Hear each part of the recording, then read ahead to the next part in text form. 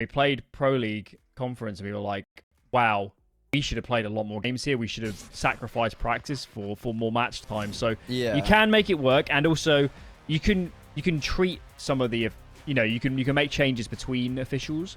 It's all about treating them correctly and not neglecting the improvements, the demo reviews, the adding the new stuff. You just need to add it live under the pressure. That can be a bit tricky.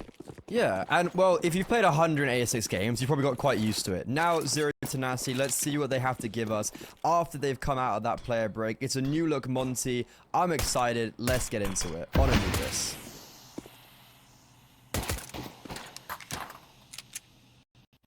They could play this blindfold. Play it blindfold? Yeah, well, they probably could. It's their 70th game. Okay. Opening kill goes the way of Monte in this series.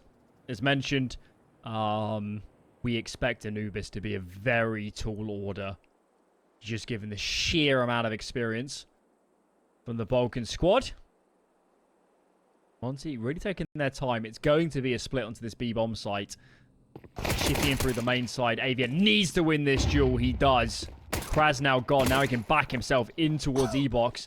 Out in towards Canals. That was a crisp removal of Stiko's head. And he's done a lot of work to win them this round. Demka wants to fight. As this man comes out of Temple. It's ever so tricky. Demka! That's a good shot. One man left to find. Nobody are on AVN. Demka can pull this off. His adversaries did so much work. But AVN to hear from earlier on. Can he finish this round? Head found in the end. Demka saves it. Free for him. What a crazy round. Like, AVN hitting these two nut shots, one on the fadeaway, and then Namana just kind of taking things into his own hands. Like, his teammates are rotating from water into connector, and he's solo fighting from Palace, but it was working. However, in that 1 versus 3, maybe getting a little bit too overconfident, Demka, one of the old guns, still one of the old veterans of Monte, he hasn't been replaced, and that's why a 1 versus 3 to kick off ESL Challenger Season 48 for now the Polish core. AVN did so much to win that round. That fade should have won that. Oh, 100%. Yeah, they will be disappointed not to have found more. They're not going to offer up much in this round. I guess they're stacking potentially the right direction at the moment. But no nades, no upgraded pistols. Even finding frags here is a result. Ooh,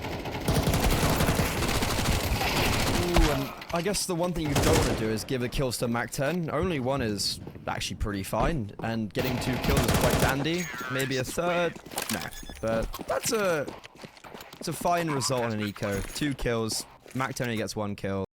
You're not going to be saying no to that. No, sir. Right. No AWP. Rifles for the defense. Plenty of util.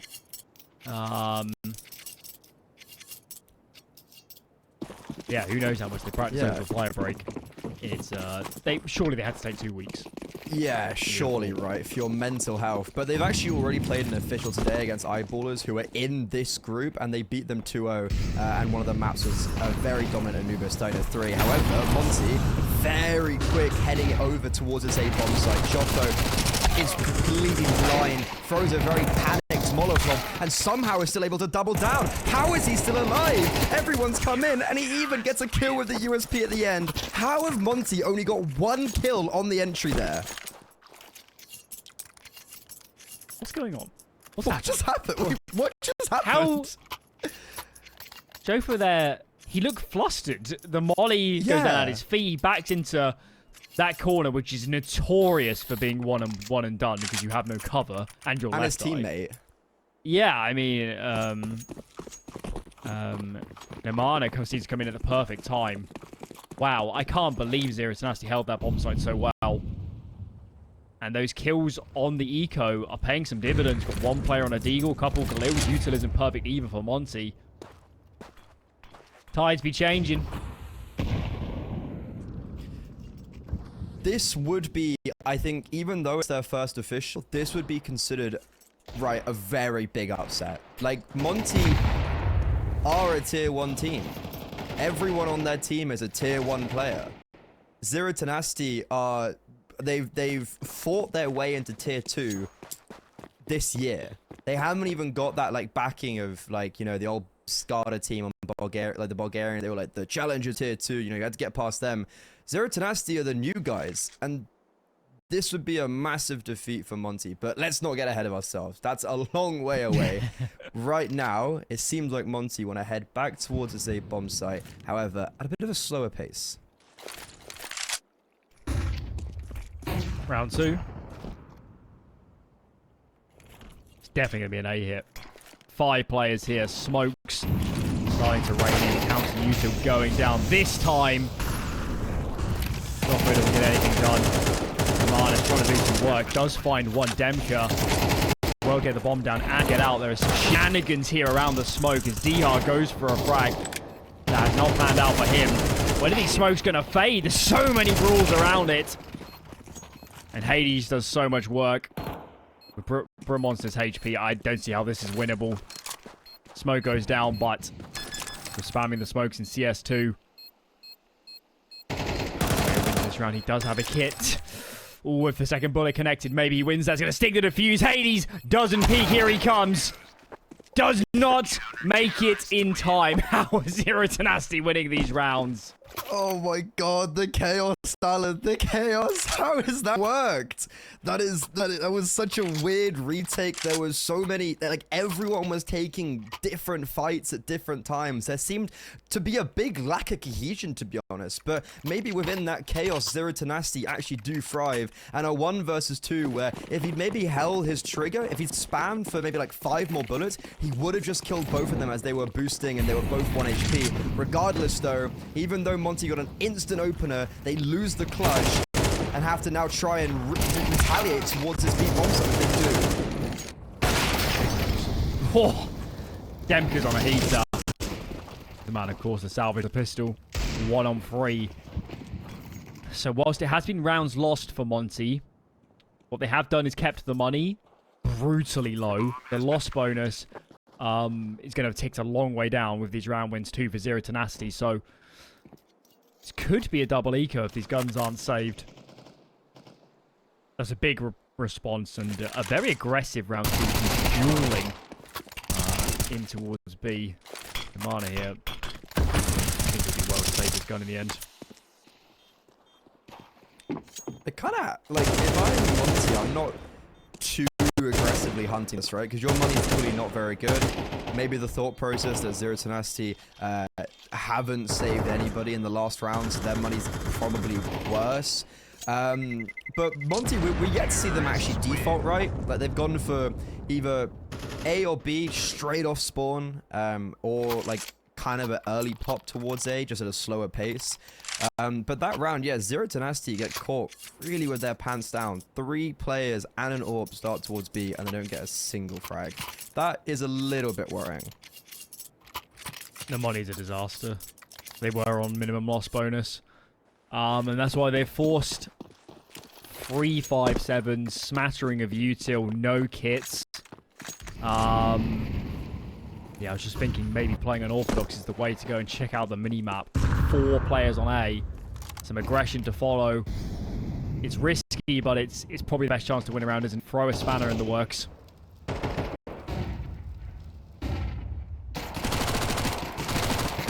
Throw a spanner in the works or throw people at a Mach 10. It seems like it's going to be the latter. And with that aggression towards A, sure, Zero Tenacity have the information that it's probably towards B, but then on the duality of it, Monte know full well that there's not going to be many people here. And with that 1 kill from Hades, that's pretty much the round done and dusted. Stiko executes AVN on the lurk, and now it's Brute Monster.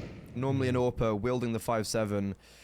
Not much you can do here. Could actually catch Hades off guard, but the IGL, it's got the awareness. Oh dear. Wait, he's got the bomb. What? Wait, what? Alan, what's going on? The bomb's above him. He can drop the bomb and kill the orb. Oh my god, that got scary. I didn't like that. No, neither. That was very nerve-wracking. Got away with that a bit, did Monte, but... Okay. Well... In the eye of the storm now, it will calm down. Because it should be a full eco to follow. We're getting into some scary territory now. It is the CD side of Anubis, who's going to be a bit more tricky, but Zero Tenacity... I mean, their round wins have come from a very unlikely defuse and a monster round from Joffo. Over towards A. It's not like they've won a standard round yet. They've just sort of out-rotated, you know, an early pick and play it out. It's a little bit tricky on the guns. There's a little part of that is the fact that Monte, yeah, like kind of as I said, like they haven't played a set default. They've kind of gone for more of these faster plays. I mean, the last round, they like within 20 seconds, Zero Tenacity pushes them anyways. But the full eco dealt with very nicely. Hades stat padding a little bit with the AWP. Him and Demka have had a fantastic start to this game. Obviously, Demka, we kind of praised him a lot already. He's someone who, in last year, I think he was a big part of Monte's success, as in, he wasn't, like, he really improved last year, and because of his improvement, was one of the big reasons why Monte did succeed.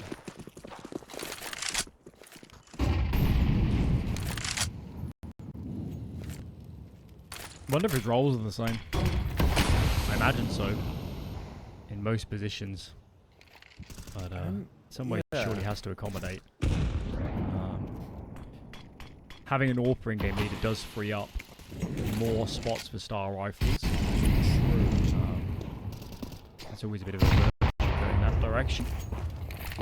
And now we're going to see some of those stars in action. Mid taken. Monte dispersing Util.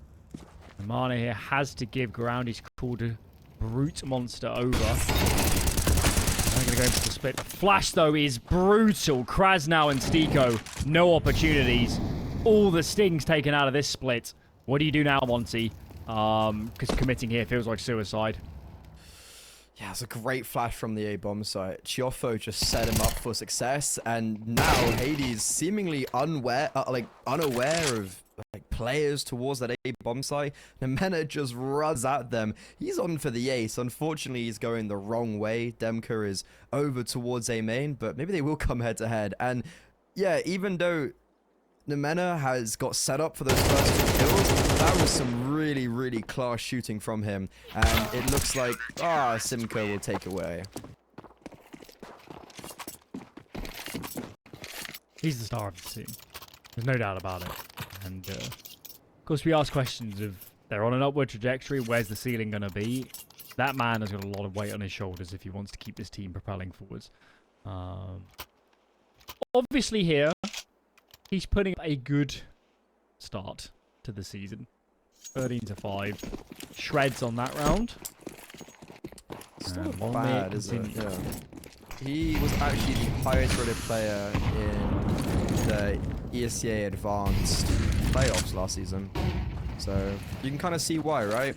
It's like he's the star of the show alongside Brute Monster, and I think now that Brute Monster has the AWP out, we're going to be seeing a little bit more from him. But I think, pulling on your point, we can't rely on these crazy individual plays. Joffo, though, he's had one already, and that grenade has taken basically 100 damage off as well.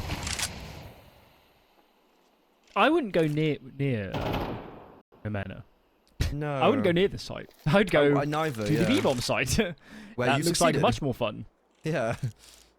Okay. At the moment, looks like the smoke is holding them at bay. AVN is getting off a very nice flank. Will it be in time? X2 comes in before the numbers are over. Nemena does work. Doffo this time can't offer up a lot of resistance. 1-for-1 trades, and I think the T's will take that. They get the bomb down in a good position. Ooh, could be a good chance to win the round.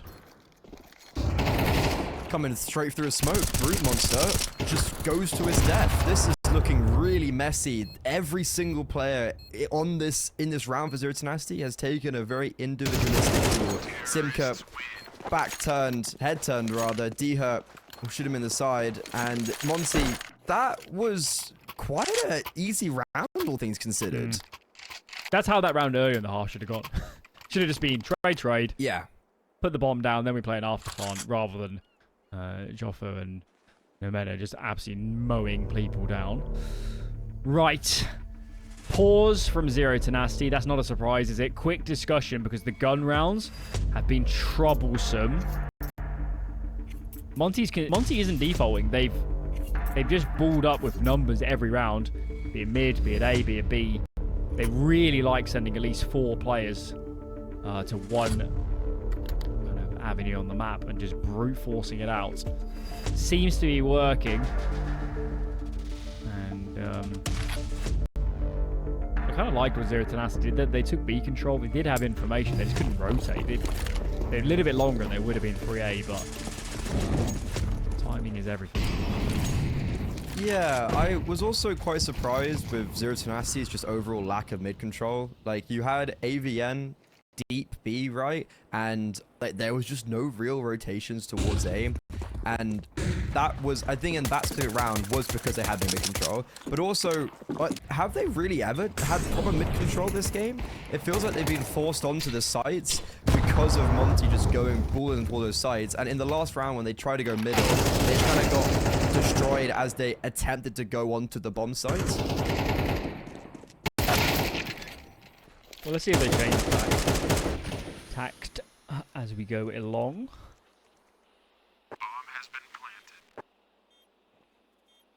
Certainly have been playing sides pretty heavy. I mean, seems like Nomena is the mid player, and he's just kind of giving it, isn't he? He's falling cameras, and then playing site with Jofo. Well, they've got to change something. Obviously, they would have had a discussion in the tactical pause about what they'd like to change. Gun rounds, and well, there's only 2 left. They need more out of this half.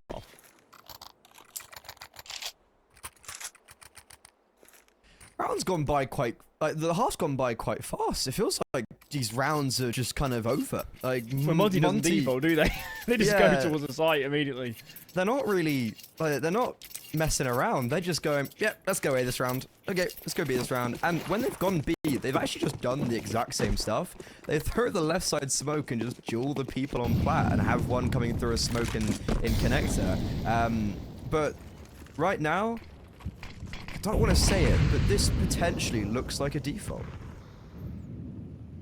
Can't be. That's not allowed. No. What are you doing? That's a bold play. Maybe they know something we don't. You could also guess, you could anticipate that this was the round for aggression, maybe. I mean, nothing else is working for Zero Tenacity, so... True. Maybe Hades, head of the game, 4D chess, says they're going to get aggressive. Let's play our angles. And that man out of dark feeds the shark. Monte 5-4. I mean, Hades would have actually died there. Krasnell saved him. So, in a way, Simca kind of did have the right idea. It was just the unfortunate execution. And now you can see that they're taking that space and fighting towards this bomb site. They're not committing. They're just... This is actually a nice default right now. They haven't even committed towards the B bomb site. They kept on taking space that they were being given because of the frags with numbers, and one by one they're eliminating players on that B bomb site. And then now they realize, okay, they're going to push towards A. That's where Steeper's holding on the lurk, and then Brute Monster will fight his way out, but for how long? As we go into the final round, the half now, Brute Monster, they want to take that AWP out of his hands and make it so that they will have pretty much nothing going into this final round. Just suffocating, wasn't it, from Monte? Picks him getting aggressive, and then from there, very clinical counter-strike, taking their time. One player makes a move, waits for his teammates. Those 2 in towards dark are really low, so they let the main players go first. That was flawless. And this adds a lot of doubt to this series for Zero Tenacity. I have not enjoyed what I've seen from them so far on Anubis, I've got to be honest. It's a little bit out of sorts, a little bit out of class for the Monte team right now.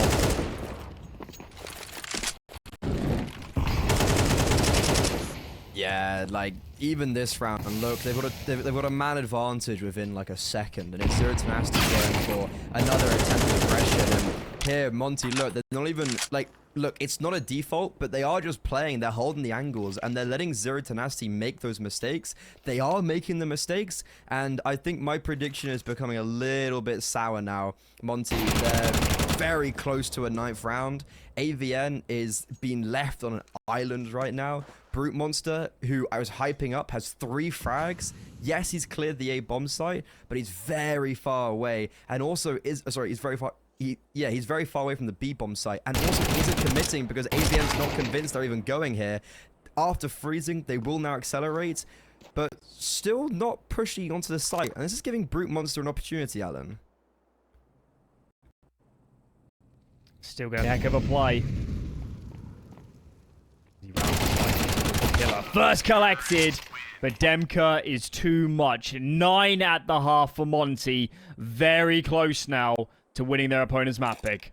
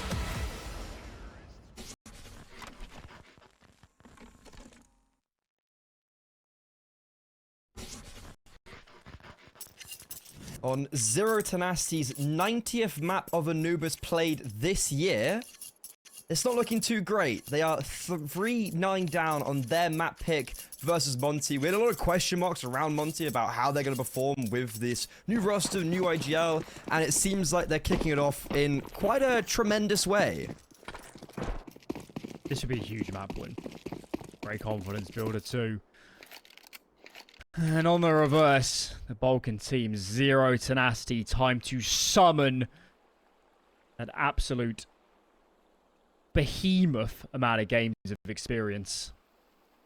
They know how to play Anubis, and now they need to play some of their absolute best. Simka opens this half off with a bang. 2 scalps gone. Brute Monster chimes in too. This is a good start. I like to see it. this is a lot better. Like, Simka has literally doubled his kills on that entry. And I think when I took a look at the scoreboard for Zero Tenacity, I didn't even quite realize. I was like, oh yeah, so Nemena is at the top with 16, and then it was 8, and it just was 4-4-2. So it's not a formation, but I think like Zero Tenacity, they just simply, apart from Mana, were not fighting back, and a lot of the rounds that were won was because Chofo got a triple kill. He got 1 kill outside of that round, or Nemana going deep. And I think their difficulties just started from the pistol round on the first half. So now that they've claimed this second pistol round, can they at least find any development upwards against the Polish core? That's the question. Gotta get it done on the gun rounds, but at least to give themselves some runway. I expect Monte will probably save here and think about rifles to follow. And indeed they will. Just the USPs. The Soul Flashbanger. Mr. Diha. They're heading the right direction. If this is a good flash, they have some frags. Okay, that's a bit more like it. I spoke too soon. So, Simka was on 2 kills at the half. He's now on 9. That's not bad, is it? Yeah, he didn't even see any of them as well. Yeah, it's first just... man, and then they all just had a died. very white screen and came out of the days very happy. Yeah, like, you're happy days. Something as well that I kind of, I think we've been hyping up Zero Tenacity's Anubis more on just the basis of how much they've played and how much they've won. Monte were definitely one of the pioneers of this map when it first came out. Like, they took to it like a duck in water. And I think it was one of their maps they used to break into the tier 1 space when they did it, like the major and stuff. So, sure, it's not really the same team, but you've still got fragments of it. You do. In-game leader change though. Certainly, you're right. Demka and Krasnow should be able to loft over a lot of their experience. I hope they're retaining a lot of the playstyle too. Very proactive on the defense, but yeah, you're right. Monte at times last year were, sorry, kind of the year before, it's the end of that year, end of 22. Sorry, end of 23. End of 23, yeah. Sorry. They were one of the best. They might be the best Anubis team in the world a couple of times that year. Yeah. They were that good. Certainly around Paris, they were picking it first all the time. With Bro as well, very, very accomplished team. So, yeah, there's reasons to believe that Monte are going to be no pushovers here. For sure, and they do have that little buffer, and now they've also got the man advantage plus the stack and the read towards this B-bomb site. Sure, they might not have much utility, and that might actually be an issue, because look, they've been pushed very far back. Both Krasnow and Diha, because of the death of Hades, have to fall away. But because of that kill in middle on Nemanha, Stiko has taken all of this ground and is now on a very quick flank, bringing the advantage back in favor of his squad. He goes searching for more, will fall, but Monte still grasping that man advantage. Brute Monster and Chofo attempt incompletion. Now an attempted clutch, and with such little HP, 33 combined, Monte will claim the first round in the second half. That was so awkward as Stiko started flanking. Those guys on the site had nowhere to play. They did well to make it, you know, a 2-on-1 there at the end. Stiko done so much work. And there you have it, 10 for Monte. There is some cash in the bank for Zero Tenacity, so they can bring out another full investment. It's going to be a pause for the now Polish majority Ukrainian organization. Quick discussion. I guess this being that their money's pretty bad, so got to make the most of these gun rounds. Win this, and it's pretty much game over.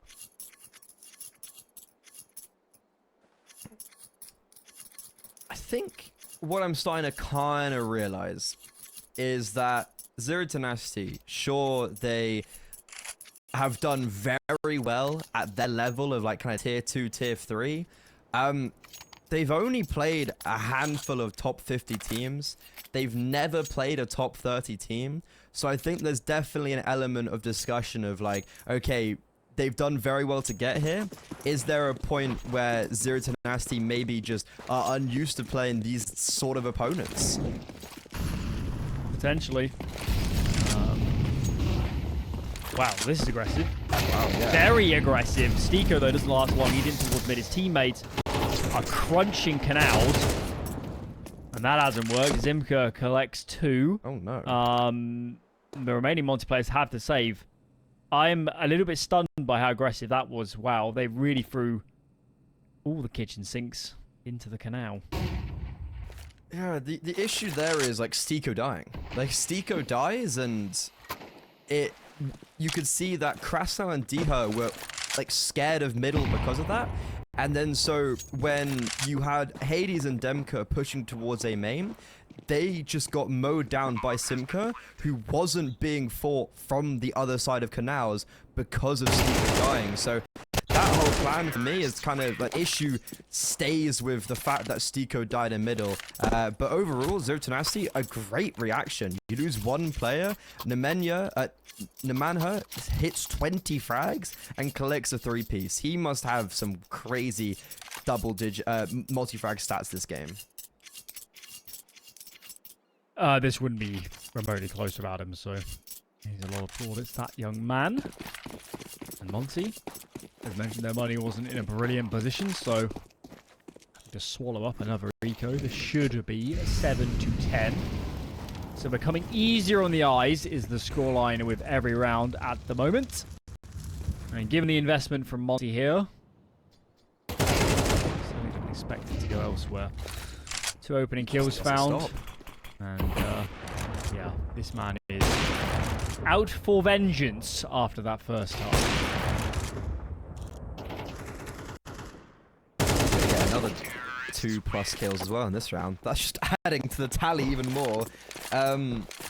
As well, like, Simka's been stepping up, right? Like, at a great pistol round, obviously a 4K against the Eco, but, like, it's that type of confidence that you probably needed. And same with Brute Monster. When they ended the first half on 5 kills combined, they now have 21 kills combined. So you just sometimes need to be getting those ecos right. Like, I don't know if you kind of agree with this. Just, like, get yourself an ounce of confidence. Be like, okay, I can actually shoot back in this map. Potentially, I'd look at it more on a team level and say, if you're Zero Tenacity now, you're like, this is a match again. And it was not a match at the end of the first half. They couldn't make anything work. But now, a bit of gusto, some spice in the mix. And they're bringing that pepper. Let's go. Pick that pepper. Let's go. Give us some full-on... What was it called? Is it the California Ghost Chili? Oh, Maybe. yeah. The Reaper. It's called the Reaper. Carolina Reaper. Carolina Reaper. And yeah, that's what I need. Get in there, lads. Yeah, Burn and Monte some don't have mouse. The milk. Monte do not have milk. No, they don't. Poland's having a milk crisis. And now they're saving. And that was a round where... Sorry, I was honestly too focused about making Milk and Carolina Reaper references to actually see exactly what happened, but Diha dies on Plat, they have 2 deep smokes, and that's the round over. And they didn't even default. They pretty much just walked through canals, held a bit of mid control, and then went B. And they're even going to get, like... They're going to try... This is very messy. Team flashes everywhere, but they're going to try and make sure that no one saves. And because of how quickly the save was initiated, they've hunted everybody but Demka down. Was there... Yeah, that's massive, actually. They've won the round and not allowed for 4 players to save. This is becoming no laughing matter for Monte. This game was under wraps. 9-3 first half. They won a fairly early gun round here too. But no bueno since then. Another eco surely to follow. The best they can muster here is smattering of pistol armor, perhaps. Ooh. This has turned very, very sour very quickly. Yeah. 9-3. So what the Valorant people call is it's their version of Sonic's Law. Is that now what it's like for us? I don't like this. I don't like anything. I don't like discussion about that. They can beat Carolina really like that. Ooh. That would hurt. That would. Yeah, Is it that one that's... Is it that one that goes... This is the chili that's it's so hot that you just have to, like, dab it. Do you know what I'm on about? You literally... You don't cut it open. You just dab it from the outside. That's what I need. Spice. Okay, no, I'm not gonna look at spice guides, but yeah, I know there's one where it's like a crisp and you eat it, and like you have to eat it with gloves on. Yeah. Yeah. Well, you can. I think some of those really hot chilies you can use them in cooking. As I'm saying, you don't cut it up. You rub it, the outside of it, on the food. Oh god, that is ridiculous. I know Big do a versions of hot ones, and they did it with Mantu and Crimbo, and it's genuinely like a very entertaining episode. They did one with their Impact team, and like the one with Crimbo and Mantu was actually quite hilarious. But yeah, I'm not a one for spice, and seemingly neither are Monte. But this is actually a decent setup. They've once again got 3 players towards B, but this time they've actually got them on the bomb site. They're going to be ahead of the smokes that have been put down. Demka's on a very nice boost. He's going to avoid the flashbang, but he's going to die from connector. That's an issue. Simka just got 3 kills in a blink of the eye. Sure, 2 of them were boosted, but that was a very quick sequence from him. That could have gone south really fast. Must have been a good flash to get the players out of the dark, because I'm a little bit stunned that Demka was... He was almost first contact with the player I think below. he was the first to die, yeah. Yeah, I think there was a player around Pillar, and I guess the flash was just made it so awkward. He had to like tuck in, and yeah, so it's almost certainly the util from Zero Tenacity. They're also banking up such an economic reserve that Monte, to even reach overtime now, are going to have to win full gun rounds. There's not going to be ecos for ages. Probably to win the map, it would equally have to be full gun rounds to see it out. This is quickly becoming Zero Tenacity's map to lose. And I didn't plan on saying that 10 minutes ago. Yeah, most certainly not. And this has been a very one-sided second half. Like, obviously Anubis used to be, like, the T-sided map. And I even said it from the start, like, it's not going to be that forever, and it wasn't. But I think with maybe CS2, it's given a little bit more oomph to that T-side, like, majority.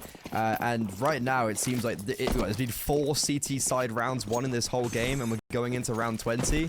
It's been a very one-sided affair, and Monte have looked very flat here in the second half. Now Zero Tenacity, but it changed from pace from the man here as well. This push towards middle, it's completely pushed Stiko off, and within, what, 20 seconds, they have a lot of space around the map. Yes, sir. Monte needs to make a decision. They're totally bisected. A-side players can't help the B-side, and vice versa at the moment. And Mena, he's going to make a play, isn't he? He's in the camera smoke. His teammates, they were way off. They're thinking about a B split. If he can pull any players over, earning his keep. And then some. Stiko gone. Just Demka on this side of the map. Look at those rotations starting to move. He flanks in towards Temple. Is felled. And they're still free in defense here from B. This is strong foresight from Monte. They have the players in the right place, but it's not going to matter with headshots like those. Molly makes it very awkward for D-Hub. Is amazed he's found some space to play with. Even so, doesn't last long. Bomb now being planted. Wide plant. Hades continues to do work, but even so, 2 AWPs on the retake. I don't see this. I think it has to be a save. I think Demka, he should not go for this. Like, they don't have money. He has no kit. The bomb is about to be halfway ticked. There's also really good post plants from Zero Tenacity, and yeah, he's gonna be running away. I don't even know if there's a kit down, but I got a little bit scared there for a second because look, as soon as the man had died, they realized, oh, that's actually the mid pressure. There's no one else there, and they gambled B correctly. Fantastic. Krasnal gets absolutely destroyed. That's the Chofo we saw in the first gun round that got a 3k, finally coming into his element. Not only is opening up on the Krasnal, but also obliterates Hades when it looks scary. Like, that 2 versus 2 could have been dangerous, and Hades, if Chofo probably hadn't got that snappy headshot, Hades probably would have got that kill, right? And it would have been a 1 versus 2 potentially. So Zero Tenacity, double digits, evening up the scoreline, and doing so by just exploding onto a B bomb site with 3 players like it's nothing. Last time out. This game has fallen well by the wayside. 7-1 is the T side right now for Zero Tenacity. Their money is amazing. Entries galore. Nemena is a man possessed. He will not be denied. And Monte decide to half buy. Not quite a full investment. They can be dangerous. But at some point, man, we just need rounds. Economic damage is becoming less and less important as we go along here because the economic buffer is enormous for this T side. We need a play from Hades. We need some magic from Demka or Krasnal. I need a hero. And not the song. Yeah, I almost broke in the song there, but didn't Demka have like 16 kills at half? Or kind of something around that mark. Like, he hasn't been doing very well on the City side after being the player who started and ended the first half with victory for Monte. That pistol round in the second half of Zero Tenacity has proved so much, and Nemana, right, this isn't against a full buy, but it's against a dangerous round. He has crept through middle and is in their spawn, and once again, there's 3 players on B. Nemena, no trigger discipline though. Okay, that's interesting. He doesn't go for any trigger discipline. You can see they were venturing towards B. To push B main and just goes for the kill, and because of that, maybe have cost Zero Tenacity the round. Not over yet. Jeopardy now introduced. Dihar tagged heavily. Hades needs to find frags, and he does. Brew Monster is gone. Stiko's here to help out. And DR a hand. Molotov is ever so annoying, but Hades continues doing work. And they're going to hold on. The flank was golden. The round in the palms of Zero Tenacity. But they didn't bide their time. That's a lifeline for Monte. That's ridiculous. And sure, there's definitely a part of that is, as ironic as it is, you're blaming Nemanha. Like, you know, he could have got 2 or 3 kills there. The other part is, what is Zero Tenacity actually doing as a team? Like, you've got a player in CT spawn. Why aren't you just grouping B? Why aren't you just all outside B main at that very moment? Like, he shifted all the way through middle, all the way through CT. That's like 20, 30 seconds you have to react, and they do not. I said that could be a dangerous round for Monte, and I was like, look, you know, Nemana, he's done a good play, but they probably would have won it anyways. He does the good play, and they lose. There was SMGs, 5-7s, and Hades doesn't even initiate himself till the very end. The AWP wasn't even that important. It was the pistols. Team play makes all the difference. They weren't on the same page. And you're right. If they were 4B with Nemana's flank, I don't care how many players Monte have on that bomb site. They're losing. Would have been way too many directions of pressure. Way too many avenues to deal with. But Monte, by hook or by crook, are still in this game. Demka cannot connect. Secondary AWP in his hands. Mid in the meanwhile has been scooped. Nemana's home turf on both sides. This one is all to contend with. Hades connects. Big man on campus is down. Big opportunity for Monte. Double AWP, singing left, right, center. AVN gives them a lifeline, but it's far too late. Yeah, it kind of feels like, look, as soon as the mana dies, as soon as their talisman does fall, everything else around equally falls. AVN trapped in, boxed in. There's nowhere for him to go. There's blood in the water, and Monte, they finally have found it. They finally have woken up. Hades, speaking of waking up, almost missed that shot on the mana. He got caught sleeping a little bit. I don't know if you noticed that, but there was definitely there was a little bit of delay on that shot, and it did scare me a little bit. But he connected it, connects another, and Demka as well. There's 3 kills with AWPs that round. Monte, they seemingly have cracked the code. And Zero Tenacity, they've come back all this way for nothing, it seems. Overtime, still on the cards. They've still got very good money because of how many rounds they won in succession. They need to get 2 in a row now.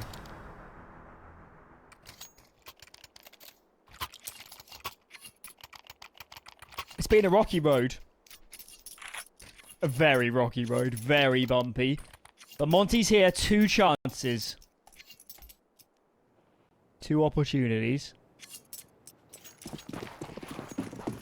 to get this done. Double AWP, not on the cards this time. 4 rifles back in tow. All eyes on Zero Tenacity. Been a lot of mid pressure. The mana's been taking space near on every round. But this time, he goes elsewhere. Not in for mid this time. He goes and joins up with the pack, and we've seen Zero Tenacity make this work where they have just gone towards B and they have just succeeded. Big name, Diha, good damage, but an awful flashbang from Brute Monster. It hits their teammates and Diha goes massive. Arcadia player to watch gets a 3K in the final round, and Monte close out their opponent's map pick 13-10. It gets very close, a 9-3 half to a 10-10 tight scoreline, but 3 rounds in a row at the end, and the new team on their debut succeed. It was beautiful. I mean, obviously, Hades, you know, bringing up the IGL, he's played on teams that are very good at Vertigo. 9, it was their best map. Hence, they liked it. So you've got a player who sure hasn't maybe IGL'd much on this map, but has consistently played on teams who are some of, or if not, the best in the world on this map at occasions. work to do for the Balkan squad. And it's a CT start for them here on the lofty heights of Vertigo. Teams, for my money, are still adjusting to those A-site changes, so I will be intrigued to see if anything new has arisen over that summer break. B-bomb site is going to be the port of call, and AVN rings off the klaxon. Demka's gone. Cavalry being called over. Sprinting from A. Joffo finds another. And now this becomes very difficult, surely, for Monte to continue assailing the site. They've lost their mid flank too, and Diha here. Surely not long for this world. Bomb is not being planted. Many players in the face. And a much needed pistol round for Zero Tenacity. Yeah, I think we saw over on the first map kind of how important those pistol rounds were. It gave both team on the respective side they won the pistol round a big oomph, and it put them in that upward trajectory. So for Zero Tenacity, this is notoriously a map that they're really, really bad at. It's probably their worst map. And maybe, you know, in that month of the player break, they did fix it up. And alongside that, this pistol round is really important by denying the bomb as well. It just gives them a good kickstart here on the second map. Have you seen anything particularly wrong with Vertigo's in the past? Team, they're not as well versed. Where do you think they lack on this map? I'm not gonna lie, like I was kind of thinking about like when have I ever watched a Vertigo or Zero Tenacity, and I was like, I genuinely can't remember a single time that I've watched them, because they firstly avoid it at all costs and only play it when it gets picked into them. But like, you know, they're losing to people like Verdun. Like they're using to like UK teams who are playing in like advanced, and like it's kind of that level. I think that capacity.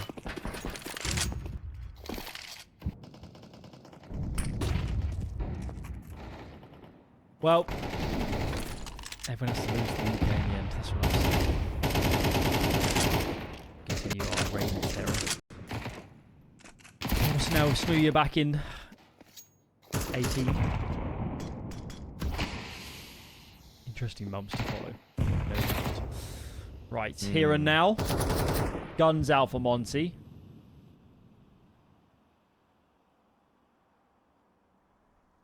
Of course, talk a lot about Zero Tenacity not having the best tenure on Vertigo. At least they have tenure, unlike Monte. But it's kind of the same on every map, isn't it? They'll be learning as they go along. Demka surely... Well, it's not so close, but Molly will hold the CT player at bay. Jostling for control, and for now, ramp secured for Monte. Yeah, they've taken it quite easily. There hasn't been masses of contention. And Zero Tenacity, AVN, if he gets aggressive middle here, if he kills Stiko, that's massive. But no, instead he's actually just going to go towards A. They're really fortifying this part of the up in Crass now. Boosting up, trying to spot players rotating in, but instead he's going to get spotted by Nemana on the bomb site. 25 seconds, Monte, they have to commit here. They have to go for this. The city side has no utility left. They have to stand and fight. It's going to be an absolute duel, and it starts off with MP9 jumping down towards mini ramp. Monte currently evening it up to a 2 versus 2. Bomb flustering has to be planted, caught out in the open, and sure, Demka does trade his teammate, but the bomb, as I mentioned, out in the middle of nowhere, and Zero Tenacity just win by default. That was a mess.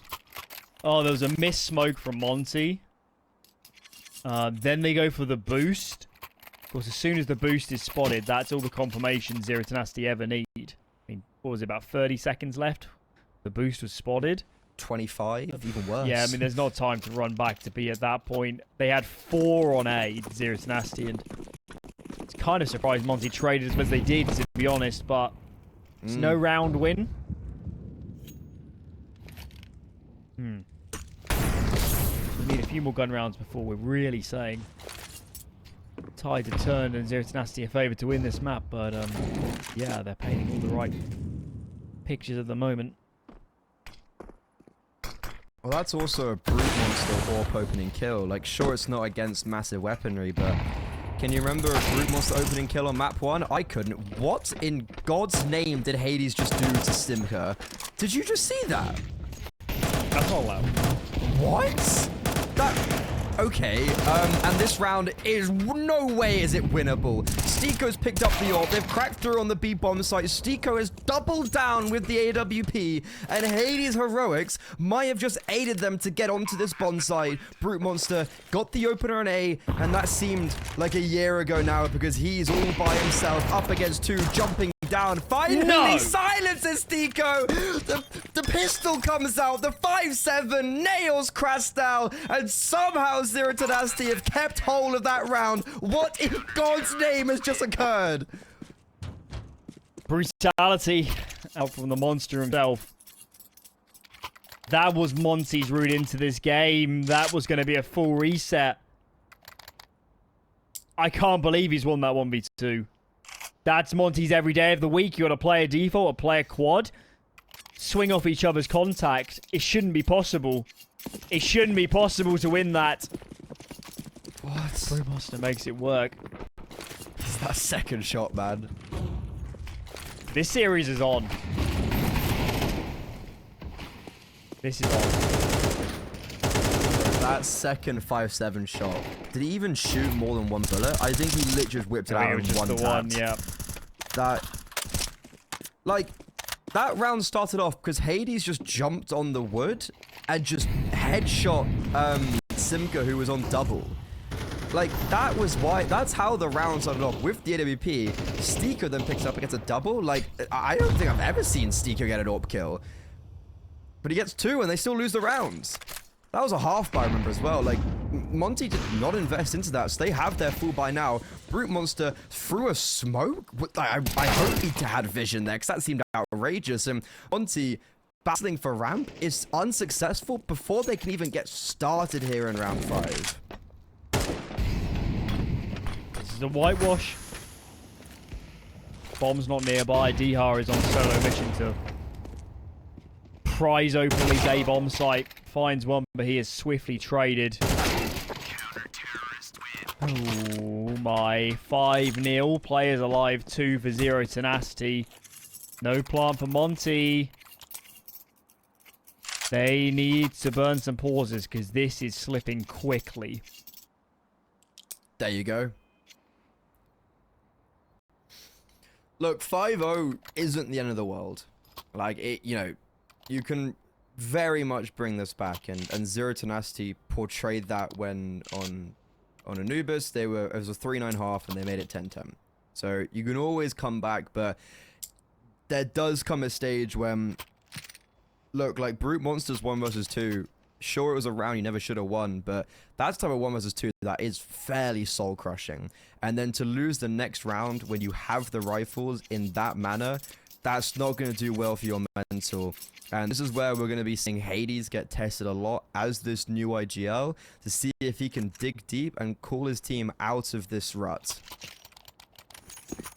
This is a very different prospect to what they had to do on Anubis.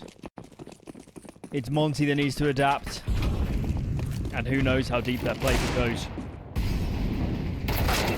That's something we'll learn as we go along. Depka, determined to bring this round into the ground. It's first kill for him. Mena is dancing with the devil. Very aggressive. I'm a little bit stunned he went chasing when he knew the AK was in play. And another reprisal. This is looking awkward. Last time it was a 1-on-2 to save Zero Tenacity against a lesser pie. They don't want to go down to that position yet again. Monster finds one bomb yet to be planted as Hades removes a scalp, spots the arm, makes it free. Better late than never. Monte on the board. Well, I said Hades had to step up as an IGL. You know what? If he just kills everybody, that also works. Like, that is completely fine. And I think being in a meta where your AWPer also has to be an ample rifler, Hades has just portrayed that perfectly right there. A 3-piece in a very clinched round. You finally get yourself on the board, and you also do it in a bit of an unconventional way. Like, look, that was a low buy, and it comes down to Simka struggling on this B bomb site. He's got one frag, and a few of the rounds have been dangerous, and the now round they've lost has been because of Simka. But my god, look at this aggression already in T-spawn, and it's forcing Monte to... No!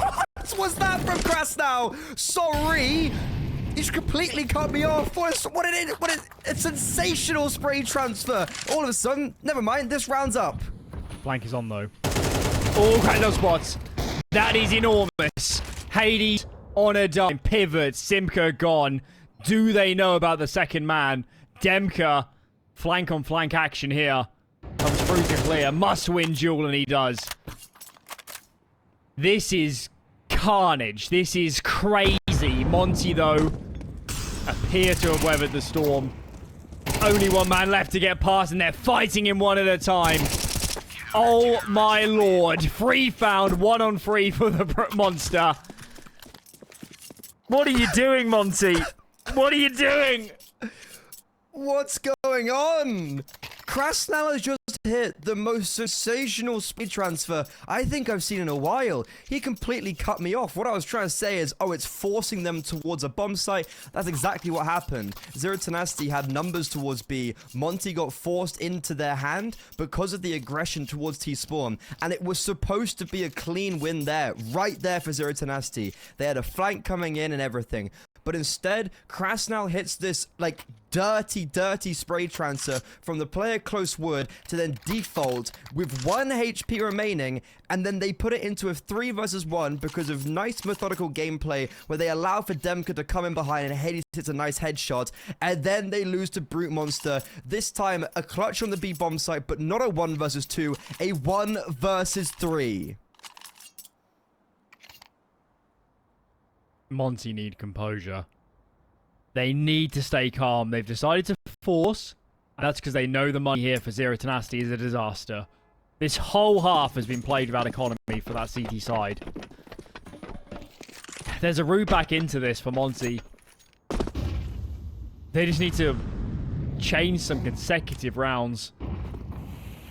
It's got to start here. Lose this, take another eco, and the game is starting to slip out of control. There's a window, but that window is just a sliver. Cannot be dropping the ball anymore, or will be on map 3. I like this actually play towards middle. They haven't gone middle yet. Oh, this is maybe why. by because Brute Monster is up close, shotgun AWPing, 2 already fallen, vying for that 3rd, and he will claim him.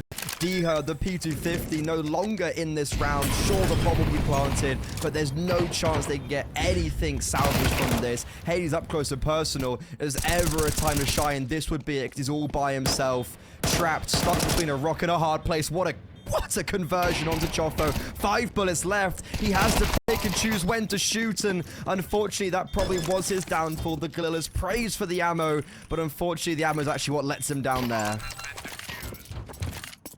Rounds. This is far from pretty for Zero Tenacity, but they'll take it. Bomb plant will ensure another investment. It's the same story. If Monte can just win a round and convert against the pistols. There's still rounds here on the table, but they're running out of time. They are running out of time. Burner quite a few pauses too already. I think they're saving their final remaining one. How do you stop the Brute Monster? He's an absolute animal at the moment.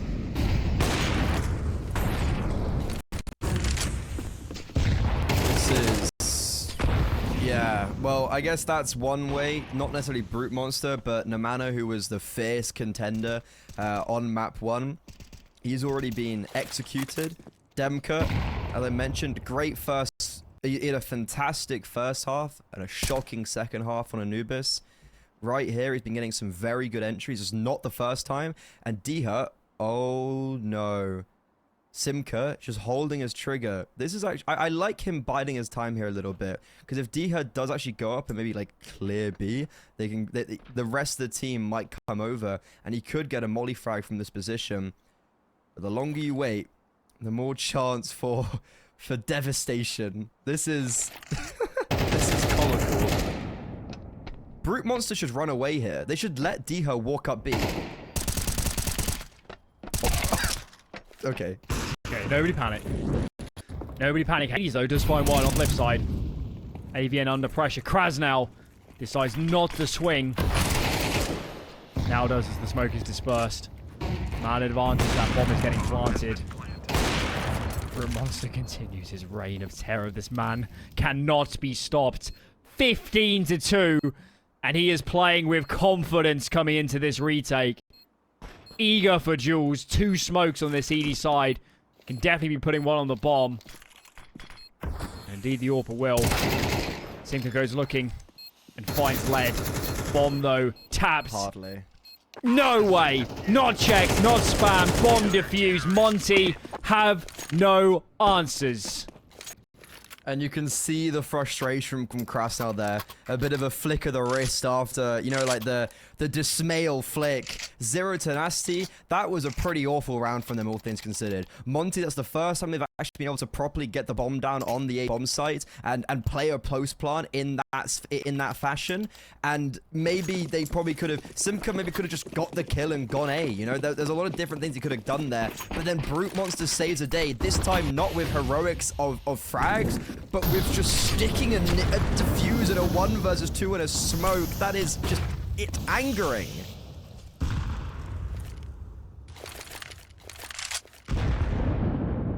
Demka's hungry.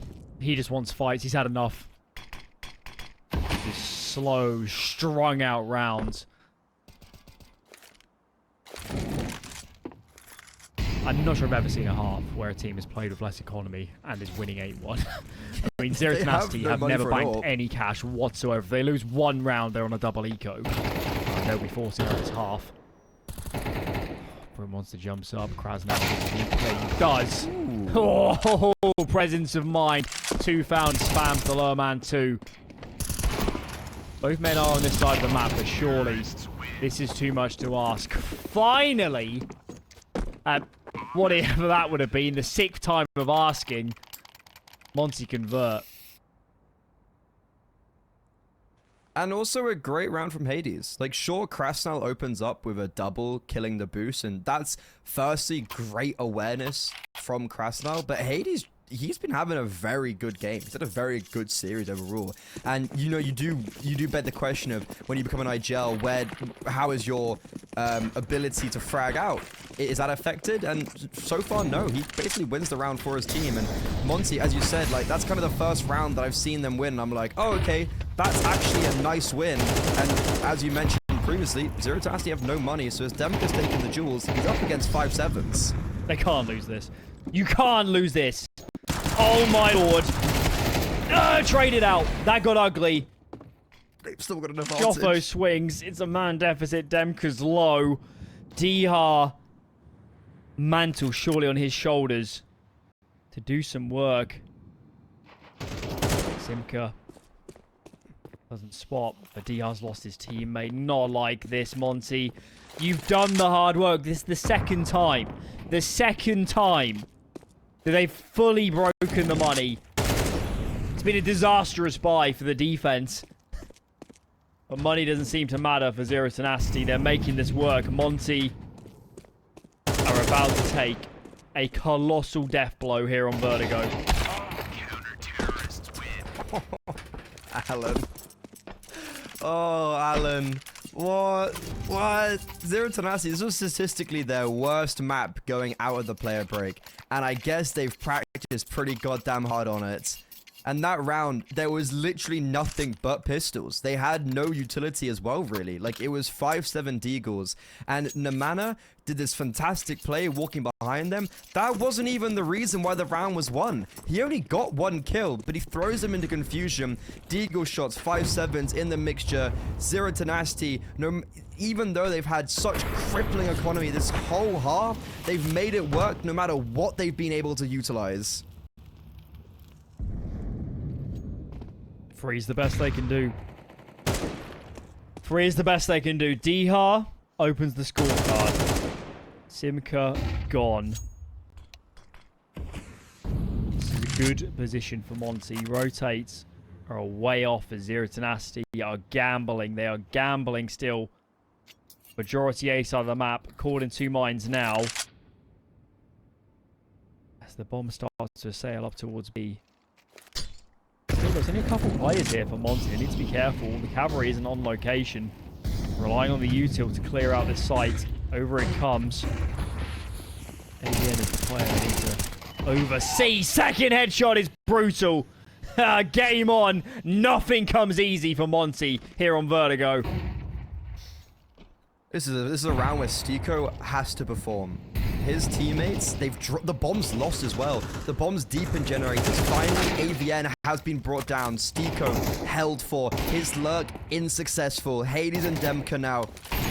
The duo up against it all to see if they can give Monte a lifeline going in the second half. And now it's just the new IGL. AWP in hand. Bomb can be retrieved. 21 seconds left on the clock. Never mind. Brute Monster's holding for him, but Brute Monster misses, giving Hades an opportunity. Stick in the defuse. Nemana thinks it might have been a tap. And now, Brute Monster playing his life with the pistol. He was supposed to bait for Nemana, but the Deagle swings out. And that's double digits going into the T side of Vertigo. Zero Tenacity. What a fantastic half. The question is, can they keep it up?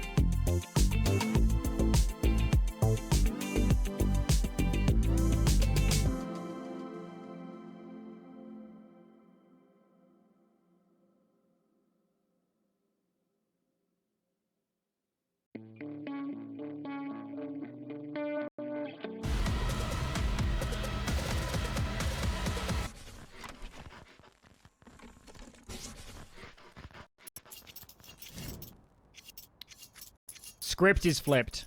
This was meant to be Monte's home turf.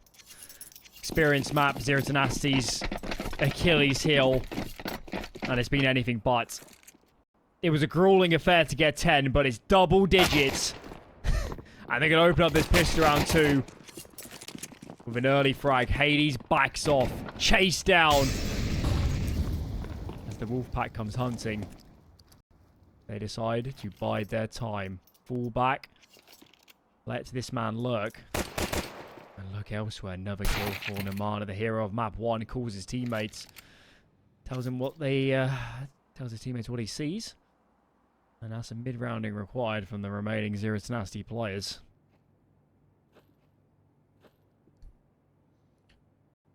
It's a must-win pistol round for Monte. And unfortunately, currently, they've gambled away from it. Krasnau has moved himself quite deep in CT, more leaning towards the B bomb site. And now they're going to get the identification that it is towards a Demka. Okay, just lines up to... We've seen what he can do on pistols so far in the series. A 1v3 under his belt already. But this time, I don't think it's going to come down to a clutch. Looking for a 4th Demka unless Simka... Oh, that got a little bit scary for a moment. That was a very nice shot on Demka. But through the smoke, Stiko shuts him down.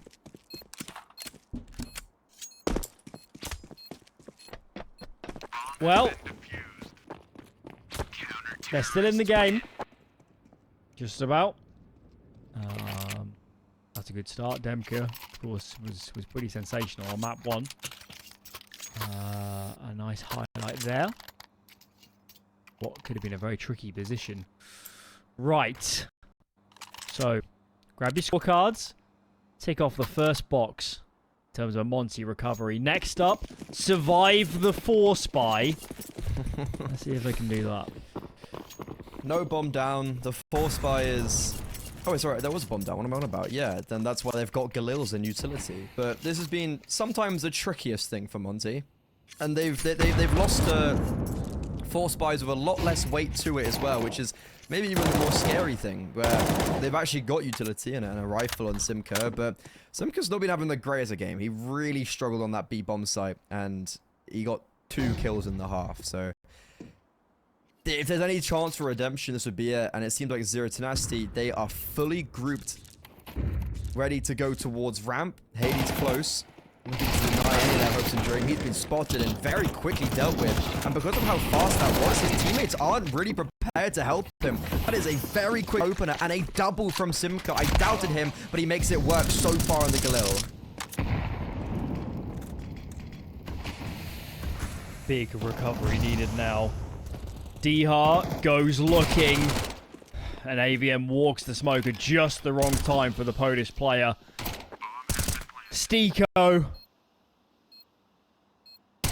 Surely this is too much to do, and can't assail the first man. 11 for Zero Tenacity, and the hopes and dreams surely of Monte on Vertigo are snapped and thrown out the window. What a pitiful round as well. Like, why is Hades taking first contact there? It wasn't like he just got to that position. I don't know why he hasn't tucked as hard as possible and allowed for his teammate to take that first contact and him to play off them. And yeah, just like kind of as I said in the moment, like his teammates weren't really ready for him to die like that. But time for the force by Monte. Let's see what these guys can give. 3 players fighting for B ramp. They've gone 1 for 1 for now. Flashbang, a little bit obvious. Simka running out bullets. This could be dangerous. And yeah, no one's holding for him as he reloads. So these 1 for 1s continue. But because of that chaos, Namana has found a lot of space towards A. And he's already up on the site. Krasnau is going to miss him. But Namana is just making his way even further deep in enemy lines. This could be the death blow. He hasn't cleared Krasnau. This is very intriguing. Wait, they're going A? Yeah, but they think Krasnau. A is clear. Okay, to get the 1 catch. Krasnau might be very unexpected. He swings to kill the planet. Oh my lord! Pivots on a dime. The bomb did get planted in the midst of all of that. But I'm not sure this is winnable. The terrorist player. What an ugly end to the round that was.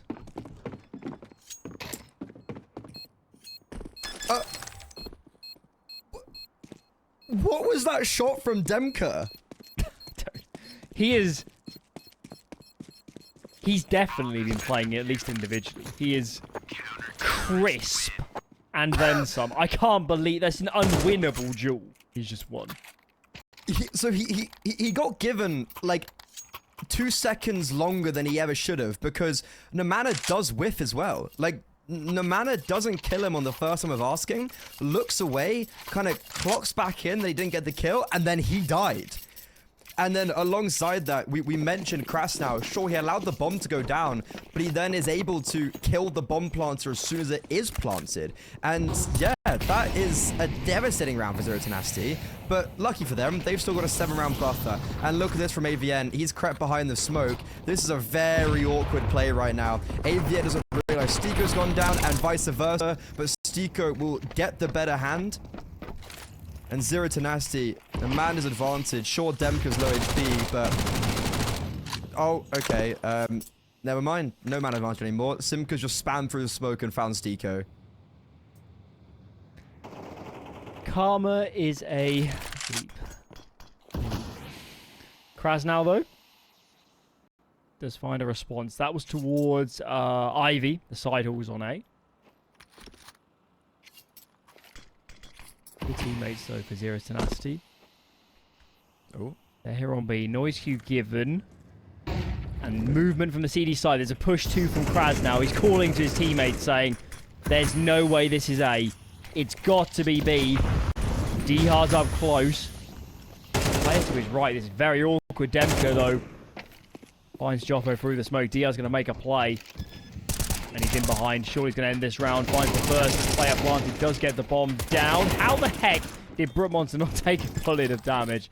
He almost killed Demka. Yeah, interesting. Still, though, it's a round win, and that's what Monte care about at the moment. And, like, look, it's a round win with 4 alive. And apart from Siko being killed through a smoke, that was a pretty good round from Monte.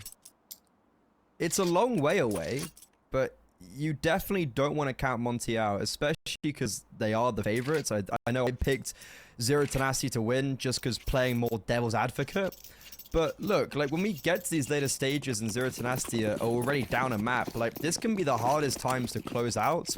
But what is more damaging to me is the fact that they were doing it with such little pieces on the C side. Like, when they'd have just 5-7s, they'd still win a round. So a little part of me wants to amuse the fact of Monte, but I think it's only a matter of time. Tiho, though, this is going to be nice for his confidence, and that's an ace. It's against an eco, but it's great for boosting the stats. He'll take it. He'll take it. This historically is probably his best position. Playing B on Vertigo, both sides. So yeah, nice to see him getting his teeth back into this game after, well, for everyone. And Monte was pretty tough and recent. Right. A couple important gun rounds to follow, isn't it? Because we're still sat here thinking there's a huge buffer for Zero Tenacity. They just need to win 1 round to guarantee overtime, 2 to win the map. I need a couple good gun rounds before I'm a believer. For sure. And this is a difficult start for Diho over on B. He's taken a lot of damage to that Molotov. Landed straight on him, but he gives back the damage with a grenade. And in the meantime, over towards the A bomb site, Demka seemingly has taken a duel at range and has eliminated Brute Monster, who was the only player towards that part of the map. Monte, you can see with how they've shifted their forces, pretty much everyone is, well, 3 people are over towards middle and B. They're in a very good position to deal with this. Diha taking up his position he was previously before displaced by that Molotov. AVN waiting to jump up on the other end, but these smokes that are coming in are just impeding Z10 momentarily, not allowing them the space they maybe would have wanted. And everyone's there, all 4 players. If space gets taken towards A right now, Monte are going to have full information, but instead, they're actually backing off on A and moving to B anyways. It's allowing Hades to come to bomb site. Krasnow picks up middle, and Diha, he's going to see this boost. Simka is a dead man walking along, rather than Manha, and also identifies AVN behind the wood. That's a massive double, and I think surely now the round over, considering everybody is here with only 20 seconds remaining. Should be a impossible. It is another kill, but I'm not sure Zero Tenacity even feeling trying this. Surely this is impossible. 13 seconds. 10 now remaining. Time becoming an ally of this defense. Krasnow's going to finish it. And without a bomb plant, it's got to be an eco to follow. MR12 leads are not as comfortable as they used to be in Go. Would that, for you, would you classify that as a good gun round? Because for me, Monte, I don't think that was a great round from Monte. I think that was just a very poor round from Zero Tenacity. Potentially, my counterpoint would be that first half could have easily been 7-5 for Monte. And you really are literally only changing 2 moments, perhaps. So I think it's been an ugly game of Counter-Strike. I think both teams know that. Zero Tenacity are not a super well-versed team on Vertigo. Clearly doesn't suit them anything like as much as an Anubis, perhaps. And Monte, I think you're just seeing that they're a new team because there's holes all over the shop. So I think this map was destined to be a bar fight, and that's what we're getting. Yeah, and well, speaking of bar fights, look at this. Artillery raining up ramp, but it's actually going to be Monte who succeed with the grenades. Damage going both ways. The pistols, they've made very good ground, but at the demise of 3 individuals. Nemana has equally got space in middle and will actually catch off D here. This time finishes off his frag. No. It's a 2 versus 2. Okay, finally some normality. But Nemana has 1 minute and 20 seconds left to play with. Sure, the bomb couldn't be in any worse of a position, but he's picked up a rifle. And against Stiko and Krasnow, if they give him 1 versus 1s, we've seen what Zero Tenacity can do in the clutches. Monte truly have no idea where he is. You see now they're playing together to clear. So look around. Stiko goes wide. Instant headshot. Okay. Everybody take a breather. Monte has survived. This is getting interesting now.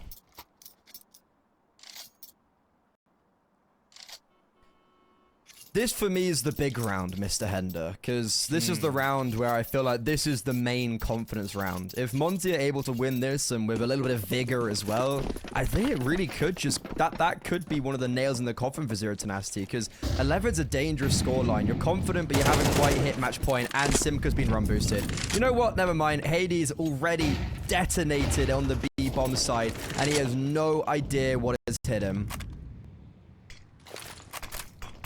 Okay, the first big test from the defense for Monte. Of course, we saw plenty of heroics from Zero Tenacity in the first half. And Monte need to produce the same. Problem is, Demka's decided, I'm going to get aggressive. He is felled by the AWPer. 3v5. Take a risk, maybe stack a sight. This is going to be very hard for Monte to recover, and I don't think they should be thinking about saving. I think round wins is the only thing that matters here. I mean, if you save, it's 12 anyway for Zero Tenacity. Play for the win. The only world there's a win here is if Krasnow gets a triple. Double not even good enough. That's 1. Bomb down. And that's all he'll get. Yep, round over. I would like to see Stiko and Diha maybe... they don't have to save. If they want to play all-out victory, they can go for this. But I still think then that statement of Krasnow needs at least a double still holds. Good nade, good damage. AVN, Choco, both brought down. But bomb will be planted. And Diha also has taken a whole host of damage. And it's ugly. It's far from nice. But in a 1 versus 3 with 7 HP, I think you got to start thinking that this is over. And Zero Tenacity, they take map point and look like they want to force us to a 3rd.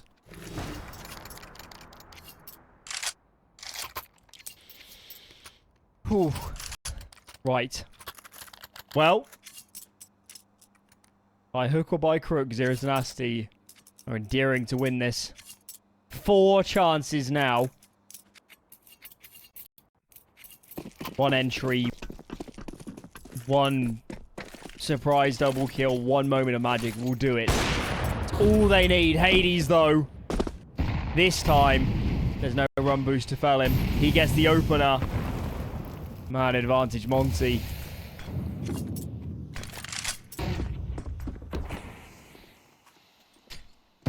Man advantage Monte, and you've got a brute monster who has got, I think, 3 kills in this half. So, there's definitely a lot of arrows pointing towards an overtime. And this is definitely a good start for it. We've played this position before for Monte. We've seen Hades tucked here. This time it's Krasnau. Last time, it did not work whatsoever. But this time, Krasnau doesn't take first contact as his teammate, Krasnau, goes 1-for-1. That's an upgrade from the previous occasion. And also, nobody else has fallen around him. Still, man advantage maintained for Monte. It looks like Zero Tenacity are wanting to creep their way up a ramp. They've got no one else anywhere. No map control apart from here. Demka opted to take the fight to them. Misses his spray. Stiko in a lot of trouble. There's a lot of utility raining down on him. Finally does get one. Drops the bomb in the process. But there's no way he gets out of that. Unfortunately, Zero Tenacity forced to dissect themselves. And it's Brute Monster left alive in a 1 versus 2. He's done it before, but he will not do it again. Diha playing around the smoke. It's tricky. And Monte stay alive. Zero Tenacity should pause, because this buy is right on the brink. 3 players can get AKs. They're going to go in for it. Right, they drop down an AK to ensure better utility. Interesting. Right. Util favoured.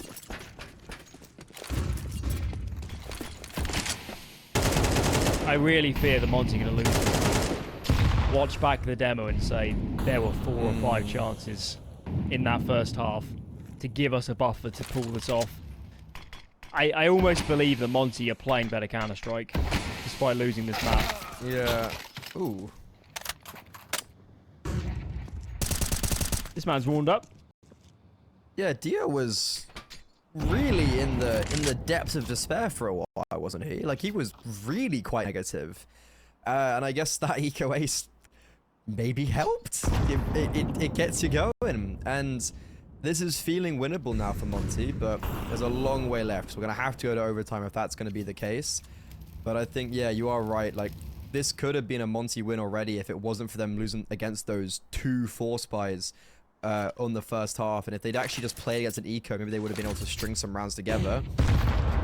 But Zero Tenacity seemingly not very good when they're in a man disadvantage, and now put even further down. Diha, you're coming into the belly of the monster, and he's going to spit you right back out.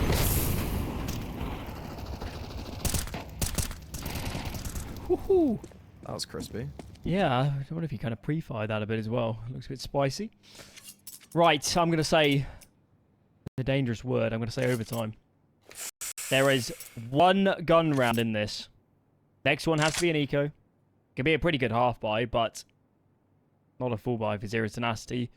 Round 24, should Monte convert, will be the last gun round. The sole gun round that Zero Tenacity can muster before this goes past regulation.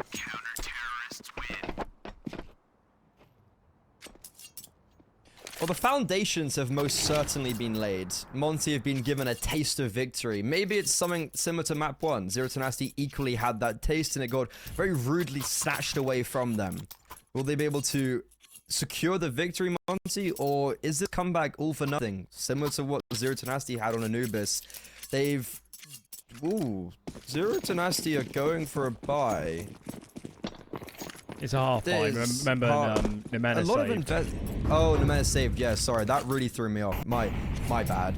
But yeah, a half buy with a lot of weight to it. They've got full max loss bonus, so that's, you know, they're utilizing it to their fullest. And the Deagle is not even really a part of that. I was more looking at the Galil, but the Deagle rings off for 1, and the AWP is felled by the hand cannon. Right. Let's pay attention. Krasnau responds. Gets 1. Still another player here. That's man of the hour, Simka, who opened up this round. He's taken down heavily. Mid is the prong.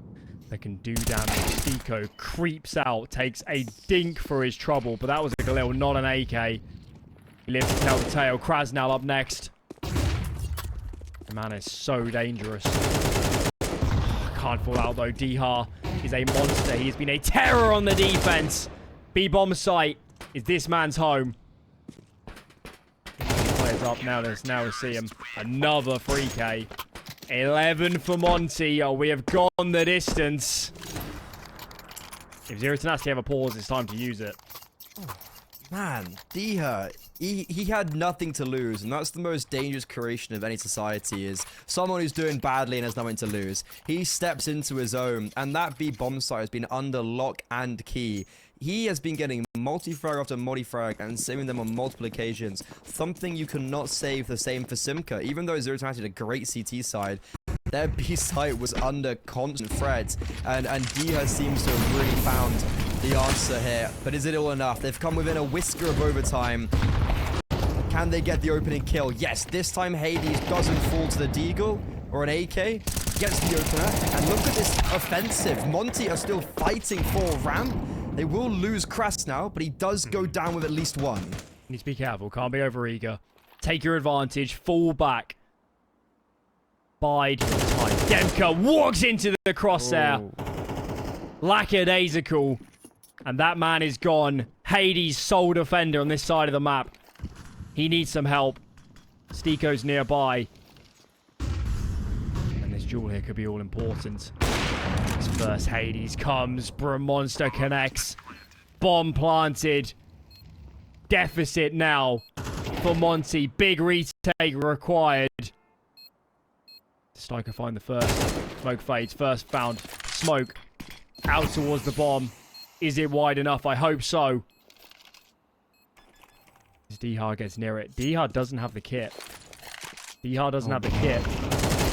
Smoke is dispersed. Stico, last man remaining, does have a kit, but needs to find this remaining player. Headshot not found. There it is. But does he have time?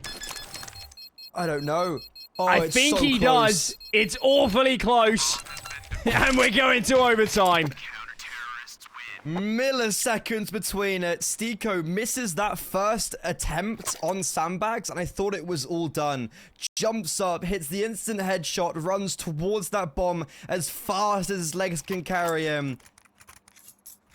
Monte, they've done it. They've forced it to overtime. I feel like that breaks Zero Tenacity now. Zero Tenacity, a 10-2 half, and now it's dead even across the board. Reminder for anybody who didn't see the first half of regulation. Zero Tenacity won some wild rounds. They never had money. They were on the brink the whole time of getting full reset. They won 2 rounds on force fires after getting reset. This is a big reset button now. They've got to do this the hard way, and Dihar is coming to feast. Flashbang from Stico is ruinous. Monte are a team possessed at the moment.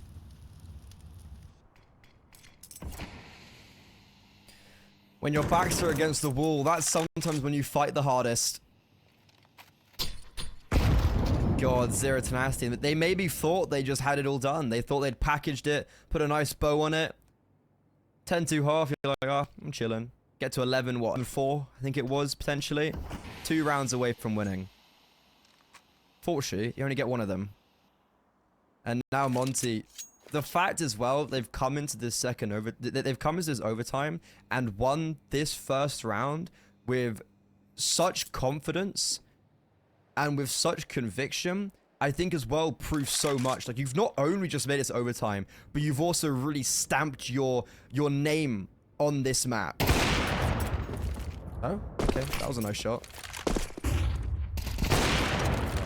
No, stop it. Got to find Kras now, though. This bomb one will be very difficult. Bit of a tick. Oh my god, oh my god, oh my god. Ooh, okay, everybody take a breather. It's just the fact that Kras now ran into the Molotov that got me.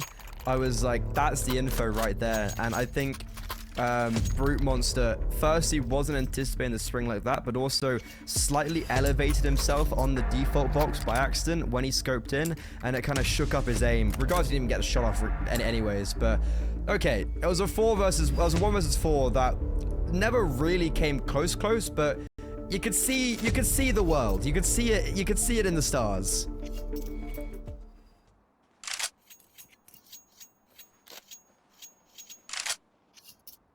Right. Okay. Round lead for Monte. That in and of itself is quite a surprise. Extra util dropped. Why not? It's overtime. Better safe than sorry. In the first round, got cash galore. More teams that should be learning. I like it next time, D-Huh. Why not? On this occasion, Stiko takes his spawn straight in mid, had Hades to help. They are so much more aggressive than they were at the start of regulation in that second half. Yeah, that's also a really just nice play. Nomana, though, I was going to highlight him because of his... He was literally the main man on map 1, and he has not been here whatsoever. It was a one-man show, and that man was called Nomana on Anubis. He's currently 15 and 20. He went on a solo mission by himself. Sure, he first bullet headshots Krasnau, but the trade couldn't be any quicker. And Monte, we love it. They get that aggressive start, and they kind of sit back on their morals a little bit. As I say, that Stiko does just give up his life in middle, and it gives Zero Tenacity an idea to go towards B. Oh. This is falling apart. It's falling apart. Nade almost does the job. Pistol to finish it. Hades is on location. That bomb has not yet been planted. Demka has a HE grenade too to throw on default. That is damaging. No kill. Hades goes wide. Looking for the planter. Collected. But the bomb did go down. Demka, nades in hand. Broom Monster decides to get up close and personal. And rings of the first half there as Brute Monster saves them. I think there's more chance to be struck by lightning than win 3 clutches in pretty much identical positions from Brute Monster, all on the B bomb site. Pretty much all of them very, very similar. That's a really easy 1 versus 2. I don't really understand where Demka was. Like, Hades creates so much space, and he dies, and we go to where Demka is, and he's, like, just got past generators? Like, why was he so far behind and, you know, messing around with his grenades? He didn't seem quite ready for any interaction there. Monte, that should have been a 14th. That was a 4 versus 3. They let 2 kills slip in middle due to AVN. And now... could be a stopper to Monte's momentum. The first time they were in the lead for this whole game. And Stiko, who started off in the last, will continue here in the 3rd round of overtime. Choffo finally does trade out one of his teammates, but it's a disadvantage for It's a disadvantage for Zero Tenacity. Still a deficit. But they have whittled down the B numbers. Demka, though, is the danger man, isn't he? Big flank. That's why Stiko's given ground. Really well played from Stiko. Doesn't want to get pinched. Demka now gets activated. Surely we unexpected, and yes he is. So it'll be 14 for Monte. They did slip up a little bit in the previous, but I tell you what, man, 25 minutes ago, they would have absolutely taken this scoreline, wouldn't they? Reclaiming the lead. Again, like, they have never had the lead apart from this overtime. And that's a really nice round. Stiko and Krasnau are playing really well together in the middle. They're just consistently winning out those trades after they get that opening kill. And then you said, yeah, Demka with the flank. It was just 1 by 1. Monte were always in the lead. And good communication, no fluster. Good comms there. Monte, they take the lead going onto their T side, but this was where they did struggle.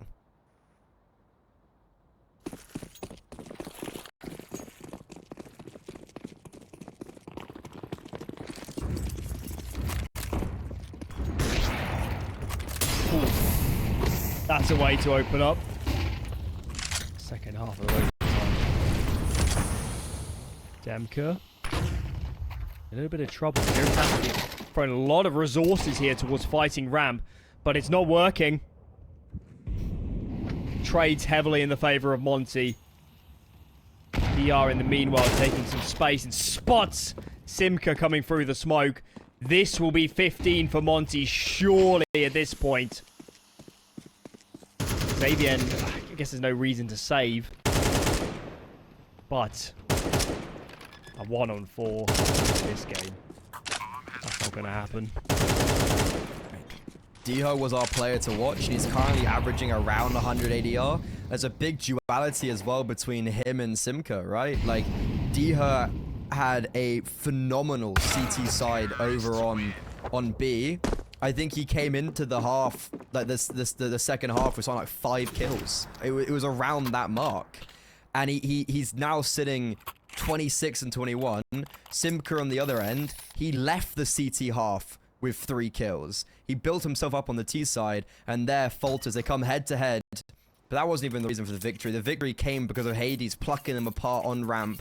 2 chances to close out Vertigo, close out the series, and put yourself 1-0 here in ESL Challenger League Season 48 in Group D. But Brute Monster, he has something to say about it. It was a bold start in this round from Monte. Their bluff is checked. Now need to play from the lesser. D-Hard takes damage too. And the nade's going to finish the job. Pair of frags for the CT AWPer. Some magic is required, not going to come. Looks like Zero Tenacity might have done enough already to stave off the first series points from their adversaries. And now they just need to sit back, man, and play together. I don't like the jump spot. Why take any risks? Why take any risks? This is way too much. If Hades hadn't been dinked in his altercation against Amana, I'd be like, it's 100% winnable. That 12 HP does lead me to believe this is very difficult. It's going to come down to Stiko getting this kill very cleanly on Simka. A nice off angle here on B. And Stiko, he seemingly was kind of aware of it, but there's so many positions to clear. And now it is that aforementioned 12 HP AWPer left by himself. We'll find a consolidation kill on Choffo. But is actually going to just save the AWP. Yeah, there's no real time anyways, so why not, I guess. Okay, well, even in victory there, Zero Tenacity maybe showing their true colors, because they will do a bit more discipline. What's happening here? Okay. That's a real difference. Yeah. Right, let's focus. This is old school. This is Go style. First to 16 wins. Second chance for the Polish Chord. Ukrainian organization. Tactical timeout, of course. Get an extra timeout per bout of overtime. Why not use it? Quick discussion. Get on the same page. And don't die to the Brute Monster. Yeah, this is my 3rd overtime today. Let's make it a 4th, I guess. You know what? All the rounds, all the maps. Come on, let's go. Let's go to Dust2. It's ironic that we had a 9-3 half and a 10-2 half on both of the first halves on Anubis and Vertigo. And we've come to a position on both maps where it's become very close. And especially on this map, couldn't be any closer. But the opening kills, it honestly seems like right now, whoever gets the opening kill tends to win out the round. And those opening kills really do come quite fast in the round. Zero Tenacity, last round I was with Brute Monster with the AWP. Right now, he's the only defender towards the A-bomb site. It's a bold call. It's the wrong call as well right now. Big question here is how do they react? If you get a sniff that an AD fault is coming out from Monte and Monte's claiming ramp control with numbers, they need to make a move. A little bit of noise given over, but not much.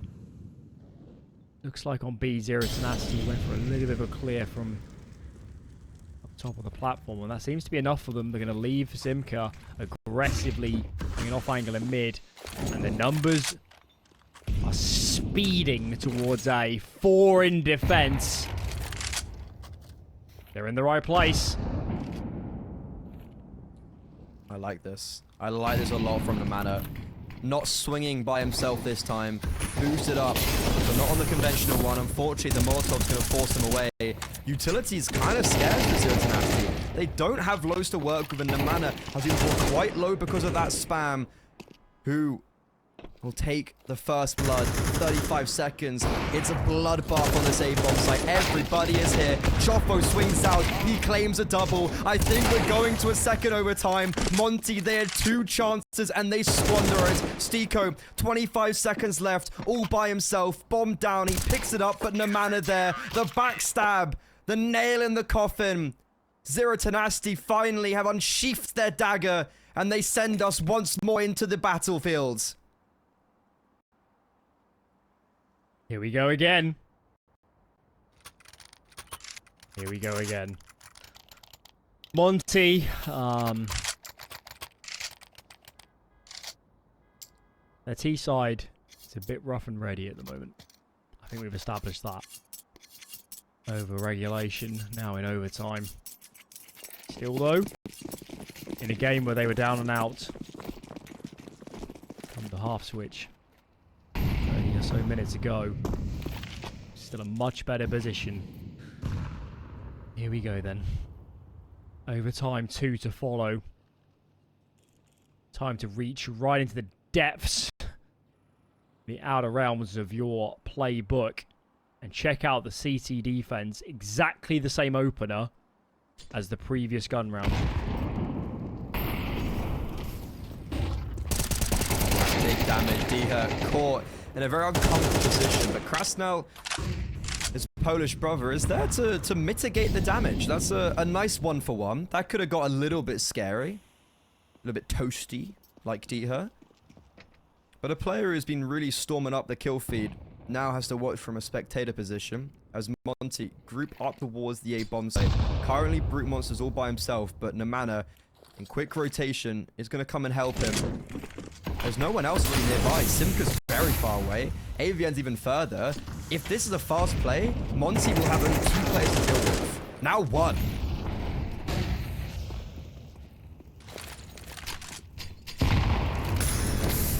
Find an angle. Knows where the plan is though. Oh, somewhat of a connection, but not a frag. He's a monster. Trade though is good. Get the flank. Okay, that would also pull attention, won't it? Simka. Doesn't find the kill. Hades. So much work to do. But the retake is good. AVN free for him. Zero Tenacity. Reclaim the lead. Plucked out of the air.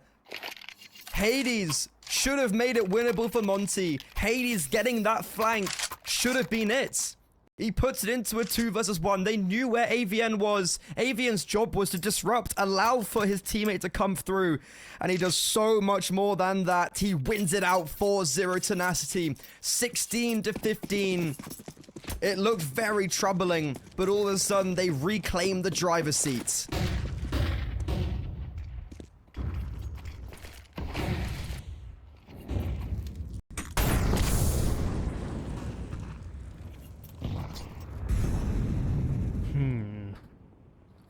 What have you got for us, Monte? Left in the tanks. Demka's gone. DR's gone. Wow. This round's a non-starter. 0 points of damage taken at this moment for Zero Tenacity. 1 by 4, but this round is impossible. It's gonna be 17. It's looking like Dust2 at the moment. Yeah, this ain't looking too good now. This is really just flipped. I think we're going to Dust2. Brute Monster's kind of regains his status. I think he had a bit of a quiet interim. And now he's 33 and 19. Alongside that, like, look, AVN, Choffo, they've really... Obviously, AVN with the clutch. That's, like, I think the 4th big clutch for Zero Tenacity. 3 of them came at the hands of Brute Monster on that B bomb site. 2 1v2s and a 1v3. And then AVN with that 1 versus 2 on A. Monte, so many minute details could have ended this game hours ago. Bit of an exaggeration, but still, point still stands. Monte, they probably could have closed out way sooner. And now, the man advantage imploding onto this B-bomb site. And it's just going to be blown up as they try walk in. Simka, a lovely opener.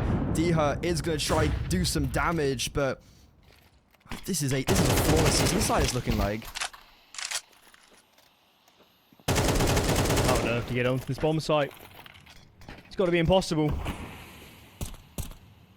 He's trying to buy himself some space, but there's so many lines of sight to cross. That's a good kill. That's a good kill, but still, there's a lot more work to do. Stico, well timed. Peeks after seeing the trajectory. Headshots galore.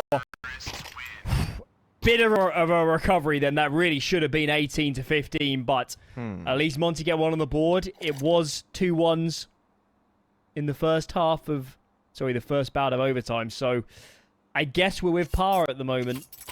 Kind of what we expected. A third, did you say? No, this Why is... not? Why not? This is my second double overtime. That was that's given Monte really something to work with. Obviously, both teams struggled immensely when they were on their T side. This is when Monte just have to go flawless. They have no other option. They want to end it right now, right here. That last round as well, kind of disagreeing my theory of whoever gets the opener just tends to win the round. As Zero Tenacity, they had everything going for them. They had the opening kills. Had 2 of them, in fact. Had the B bomb site, and that wasn't enough. And Diha, back in his domain on that B bomb site, as we were just talking about it. I can't wait to see what he's going to do. But for now, we've got 2 players aggressive in the middle. We saw this exact same thing from Monte. Chofo, a little bit aware this could be the case. Stico might just walk into his crosshair, but it'll be the other way around. Stico ducks and dives and pre-fires him, sending him to the spirit realm. It's a big kill. It's a big kill. Win this round, Monte. And maybe it's back to game on. Important frags, though. Zero Tenacity. Numbers here towards A. Stifled a little bit by all of this utility, but plenty of numbers. Flashbang is good to keep Hades at bay. Though he's gone. He's being pumped in. Yamane is lucky to be alive, actually, isn't he? With that bomb planted. Having the pendulum swings. T favored now. Balls in their court. Play from the mana, but unfortunately suffocated. Brute Monster, he's done it before. First time it would be on the A-bomb sites. Hits the first, Tech 9 out, brings Diha even lower than before. Diha is now on 5 HP, but Stico finally ends him off. 17-17, back to even digits. It's a 10-second defuse. Diha hates buying kits in overtime, it appears. You called him out for it before. Yeah, he does it again. He's Yeah, but Zero Tenacity, they make that round a lot closer than I actually ever would have imagined it to be. And it's because of Hades backtracking and holding for that push. Well, checking middle and then holding the smoke. It's just one of those games where neither team can win at the moment. They're both conspiring to lose when it really matters. That should have been Zero Tenacity's man advantage. Scaling A. They would have wanted to get more out of that. Right, well, we're going the distance. Be a minimum of 36 rounds here. What happens? Diha can't recreate his heroics. 5 minutes ago. A little bit longer, 10 minutes ago on the defense. Stico, though, is warming up. Oh, that was a crisp shot. Even Stevens, 4 on 4. Whoever takes this gets a map point. I think they know Hades' default, and yeah, they do. He gets caught off guard, tries to go for that repick, but Simka has his number. We were talking about how someone like Stiko had been really warming up into this game. He's starting to really impress me. Now he's on a very long flank. Krasnow's first on the scene. He's going to be joined by Demka coming from Heaven or CT. Namana, 2 HP, boosted above the smoke. Spam him through the smoke this time. Stiko, he can't even initiate himself. He's already dead before he can even get started. And Demka, sure, the grenade offers him 1. There's 3 more to go. And Zero Tenacity. Now, surely this is 18. They should have already got there. They've been robbed of it once before. No way they get robbed of it again. And it will not be the case. Simka finds a brace in potentially the penultimate round of Vertigo, unless we go to a third.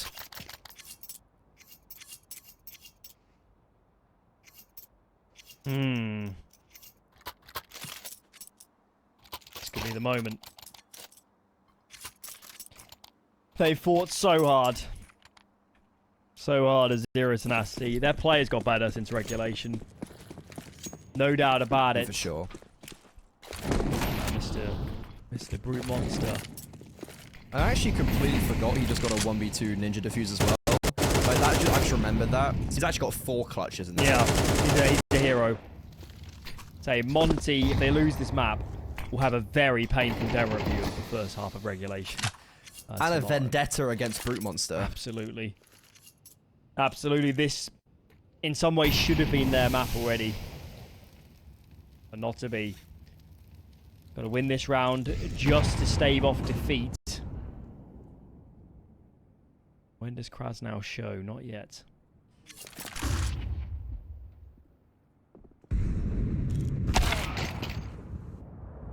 Okay.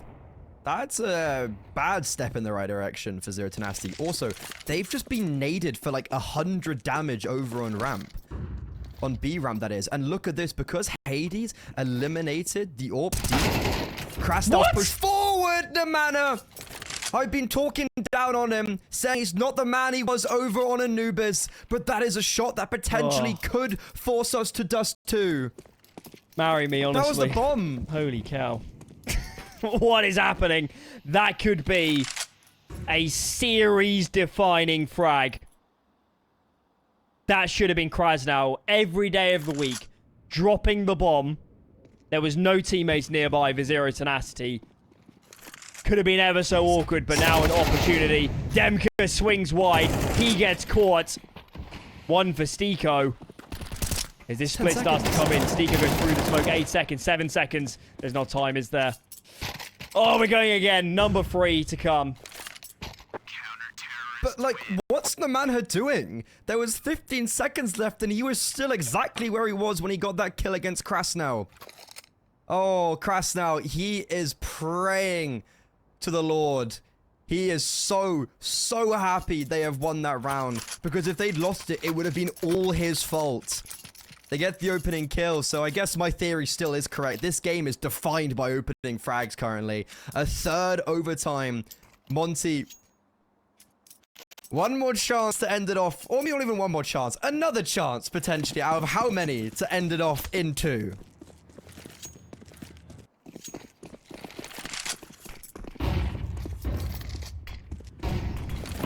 This is a great game of Counter-Strike. This was the right series to choose. D her. Big trade. Players low. This is becoming such a brawl.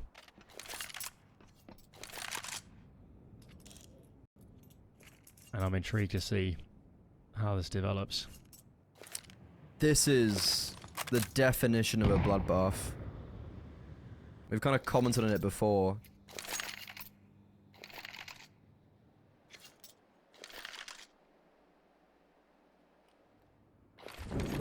Three players group up in middle.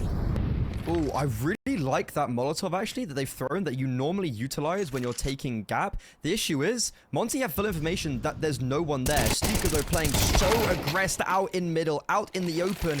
He falls, and remember, there's 3 players towards A. If Zero Tenacity speed up over towards that B bomb side, round is potentially over. But because they freeze, That could be their downfall. They've already dealt with Diha. There's no one else there. And now, look, Monte, they don't really know what's going on because they're like, why is the bomb not being planted? But finally, it shall go down. Krasnow's very far away. It's going to be a retake coming in from CT.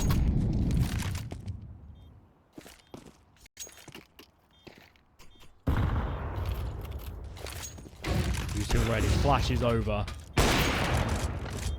Orb drop down. But this doesn't look possible. T positions are surely too good. Hades finds one. But that was too much to ask. Krasnow surely doesn't feel this retake on the AWP. Gets out of dodge.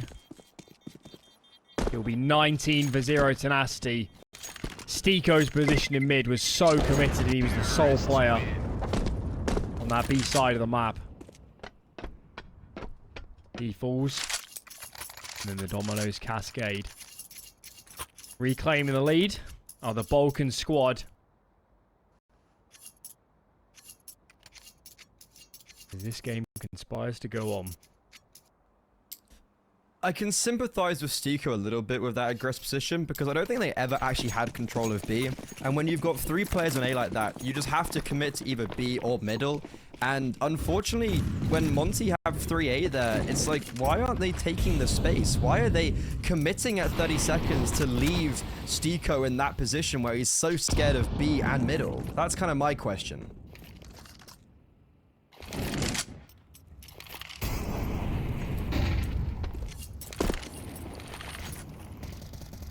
It's going to be a B round. You can tell that from the mini-map.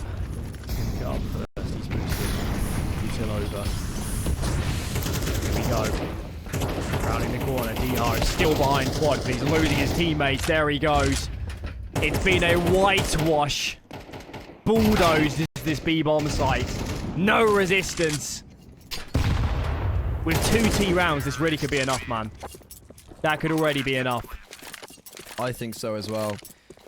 And such a dominant T round as well. It's like, what, there was 2-3 players on that B bomb site, and they get suffocated. Utility smokes everywhere, and Zero Tenacity play well within that chaos.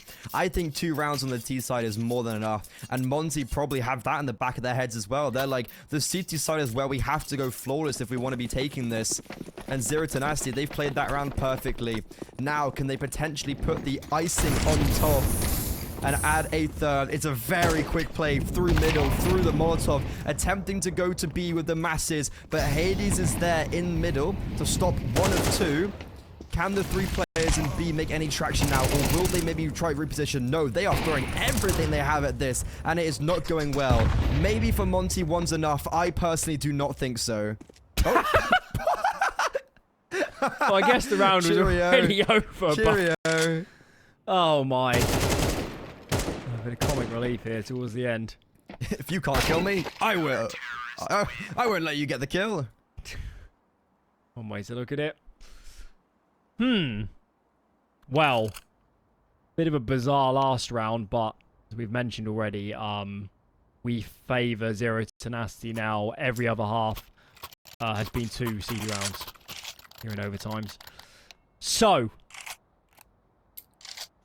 real questions now to be asked, aren't they, of Monte on the offense. This first gun round is going to set the pace. Lose this, 2 chances on the defense for Zero Tenacity. Obviously, both going to be full buys given overtime. That would be a very favourable position. Christ. Still going on the map to go, Mr. Hendo. Never say never. Monte could still win this. Yeah. Actually, yeah, and you know that is an opening kill. Like, that's a big frag from Demka. Even though on the T side they sure weren't playing very well, Demka has been pretty good at getting quite consistent entries on ramp, and that's something you kind of got to give him, and he might even get another one if AVN walks into his crosshair. Molotov's going to go too deep, but Demka takes the fight anyways, and that's his downfall. Meanwhile, though, the Diha Simka battle, the battle of the B anchors, reigns in favor of the pole. They've got a lot of space to work with, and a brute monster sizzling alive. This round is all DR. What a hero. I respect this so much. What a hero. Oh, no. Okay. Dihar's low. Stiko's on the mid lurk.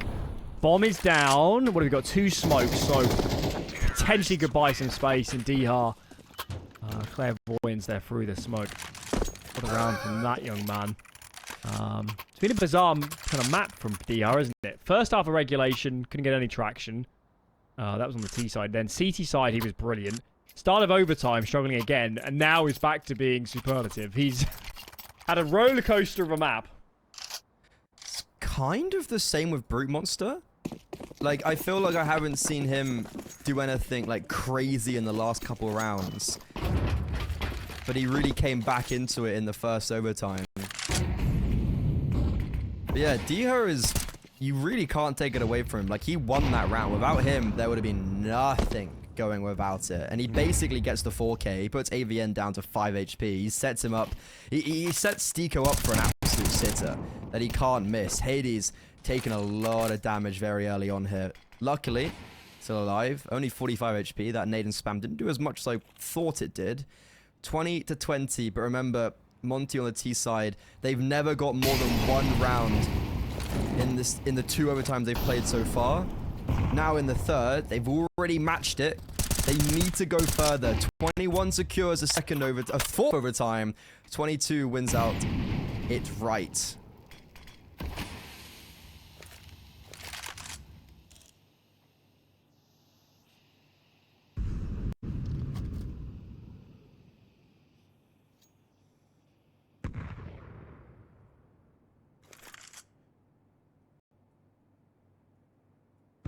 Very slow round. And that has not been a marquee trait of this series. Starting to scale now, Monte. Dihar pokes B. In the meantime, bomb called over. This is an A fake. This is not a committal. The bomb is elsewhere. Demka and Stiko just trying to pull attention. 1 kill from Demka. But there's still 2 in defense here. Simka swings from quad. He's lost his teammate. But check out the HP bars here on Monte. Surely this isn't possible. 7 seconds. Now with that bomb dropped. There you have it. Another map point now gifted over to the Balkan squad. Ooh, maybe the fake, wasn't it? Maybe this overthinking was the wrong play. Monte, they do well for Demka to actually get the opener. Maybe if they committed towards A, they could have succeeded. But yeah, there was like really, I think there was good utility coming in from the reinforcements. And Simka just surviving on the back of quad. He gets 1 kill and survived. That's all he needs to do. And Hades, even though he drops a good Molotov, the AWP was the worst weapon to have in that position because he couldn't exactly just swing and take the fight while Simka was in the fire. 1 final round potentially here on Vertigo. A map point for Zero Tenacity, or potentially we go to a 4th overtime if Monte can win out a 2nd T round for the first time in 3 overtimes. Give the same number of T rounds they got in regulation, right? In yeah, 10-2 in regulation. Oh yeah, yeah. So they need the same number in only 3 opportunity. Absolutely nuts, wouldn't it? All right.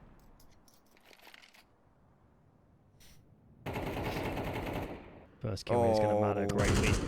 Demka is tagged ever so low. Is there a HE grenade here nearby? Don't think so. Don't need one. No, finishes the job. That's Dio actually that goes down. Demka's still alive. This could be it.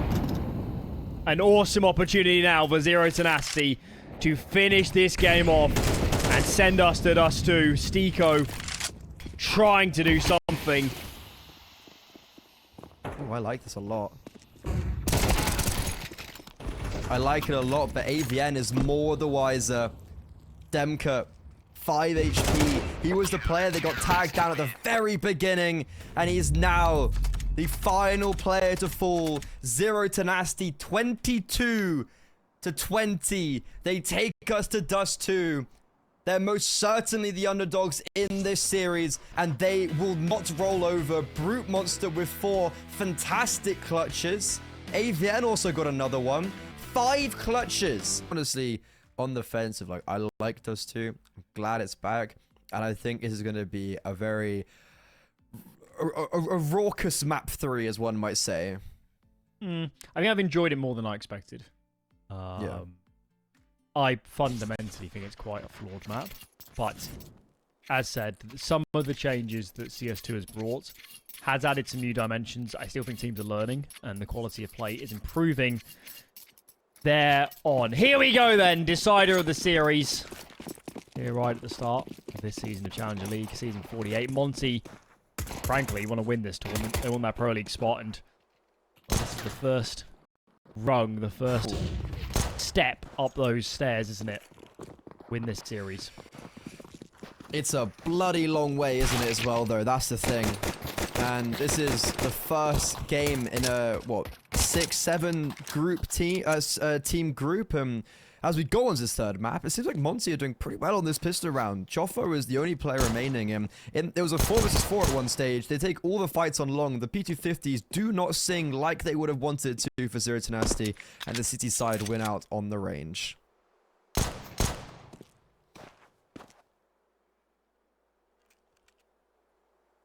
Nobody's peeking. And why would they? He's got to come up to recover the bomb. Even Steeker's not going to move till that man gets himself out of pit. Double peek. At some point, Steeker will swing and end our own misery. As this goes on forever. Now. There we go. Right. Okay. Pissed around for Monte and yeah. I think it'd be nice for them just to win some rounds, remember what it feels like, play with a bit of a lead, because that Vertigo was always from a deficit. Oh god, yeah, that was like the only time, the first time they had the lead was the first round of overtime. Like that's a very hard thing to do. Like the backs against the wall and Monte played well, but ultimately it just wasn't enough. Pistol rounds so far in this series have proved to be quite important. It's led to maybe not like instantly, but whichever team wins the pistol round tends to win the half quite drastically. That's been the theme. The question is that going to continue here now on the CT side? When will the AWP come out for Hades? When will we start seeing the pole dance around his opponents? But first, before we get any further, we're going to take a look at this first gun round. 5 AKs on the board for Zero Tenacity. 2 SMGs still in play for Monte. Are we going to see heavy long play, or are we going to see Zero Tenacity maybe direct themselves elsewhere?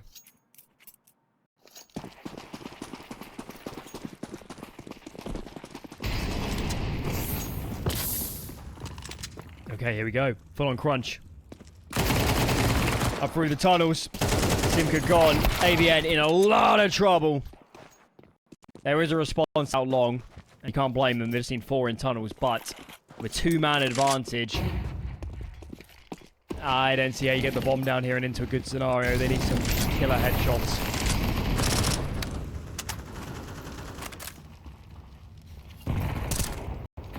This is going to be very difficult. When you're speaking about killer headshots, that is one of them. It's coming across a lot of HP. Brute Monster gets one for his own.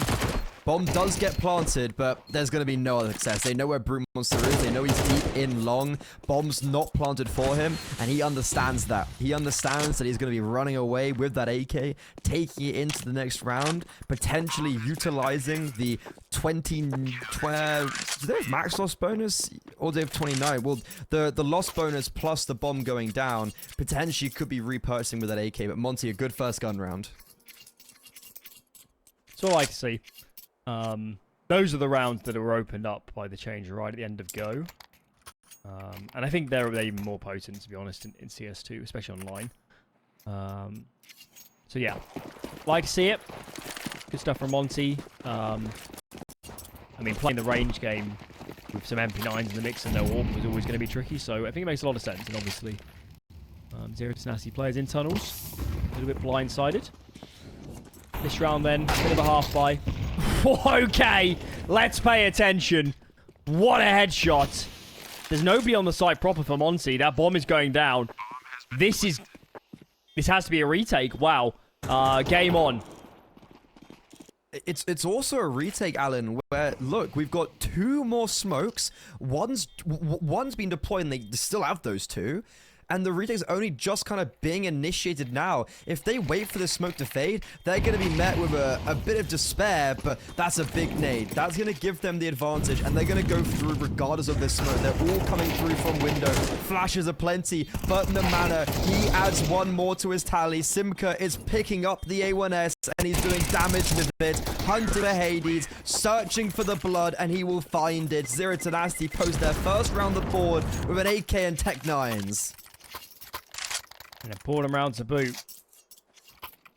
B-bomb side Dust2 is infamous for its difficulty to retake, especially if you don't have, players coming in through tunnels as well at the same time. It was a bit of a mess of a retake for Monte. They should have dropped more flashes onto one of the further back players and keep chaining them over window. But it was always going to be difficult. Okay. Well, that's going to set the tone for this map. I'm all for it. I'm all for that. Look at Demko. He's so aggressive. And he is punished. That was bold. Very bold. I've seen a lot of individual, so far with Dust2, I've seen a lot of individual plays in middle from the city side. I'm really not a fan of it. I like mid-aggression from a city side as a collective. And something like that from Demko, it's bold, and this time, fortune does not favor him. Short still will be taken up. We've seen Stiko and Hades walk as a duo on Vertigo to claim mid on a number of occasions. This time they're going to be together on shorts. There's one player that's going to be scary, and that's Namana in B tunnels. If he gets the right timing and kills Diha, that's so much information taken away from Monte. But in the meantime, our focus is towards long, but Diha, never mind actually. Oh, he's made noise. He stepped. Namana's going to come late, and now these players on long, they're scaling up. Miss sprays from Hades. He has no armor, but he still does survive. Namana strikes, decapitates Diha, putting pressure on short, forcing Stiko to turn his attention elsewhere. And now the 2 players on shorts finally get brought down by the sharpest fang that is Zero Tenacity. Okay. That's the money now, bro. Yeah, gonna have to be a full eco. Nothing going in this one for Monte. Zero Tenacity. Turning up the heater, aren't they? Back and forth affair would be... Because as good as the first 2 maps have been, they were very streaky. For overtime, at least in Vertigo. Yeah. Be nice to see more of a back and forth affair within a half. This would be a good half for it. This round, though, will go the way of the Balkans. It gets an eco, but it couldn't have been any easier with the fact that there's no one on that B-bomb side as they meander their way in.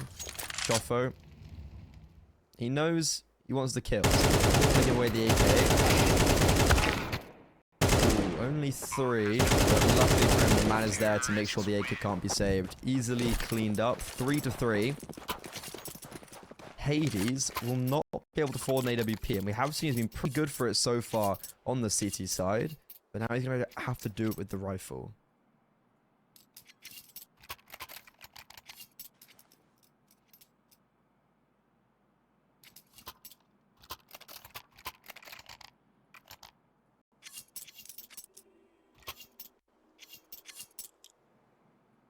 Quick discussion.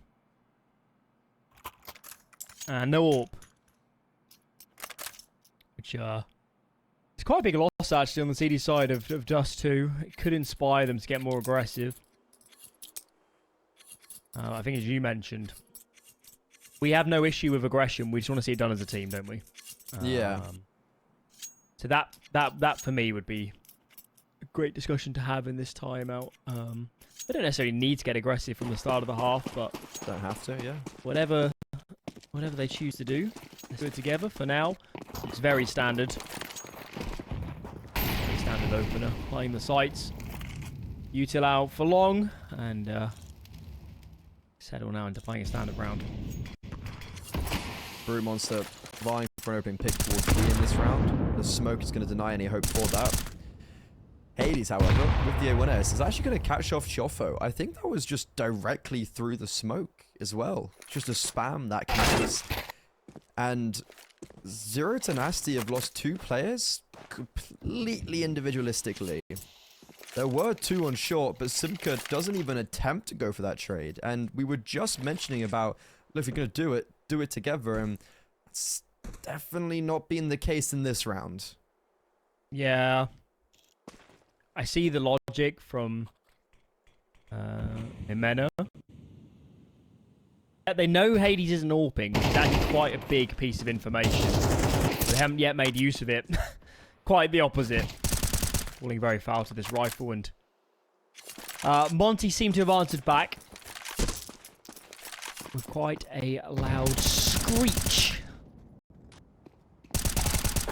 5 alive, money to boot. Can scoop this AWP even better. Yeah, I love how just as you were making the point, because I think you made a very good point. Hades not having an AWP, like that takes away so much from a C side on Dust2. You see, a lot of AWPers having these ridiculous stats because of Dust2, Ultimate being one of them, the new Liquid pickup. Quite mediocre player, but he's got a 1.59 rating on Dust2 or something like that. And definitely boosts his stats quite a lot. And then Hades gets a triple. They basically gift it to him. So yeah, I can actually, exactly what you said. Yeah, that makes a lot of sense from the manner. Play on feels, you know, like we're late into the series. We couldn't be any later. And he's maybe starting to take a little bit more risks than he might have would have potentially. But we did see Nemena on Anubis. Like, the reason why he did so well is because he was taking a lot of individual fights. Like, especially on both sides, really. In towards middle. And on the T side, lurking in middle Anubis. Like, that was all individual and it was working. I think the potential difference is, though, when he's playing T side of Anubis, he's always on his own. Yeah. And he's in a position where the CTs give ground. That's just the push and pull of that position on that map. Yeah. So he's got a lot of space to work with. On that previous, the point I was going to make before kind of the round continued to unveil was that he didn't actually need to swing alone.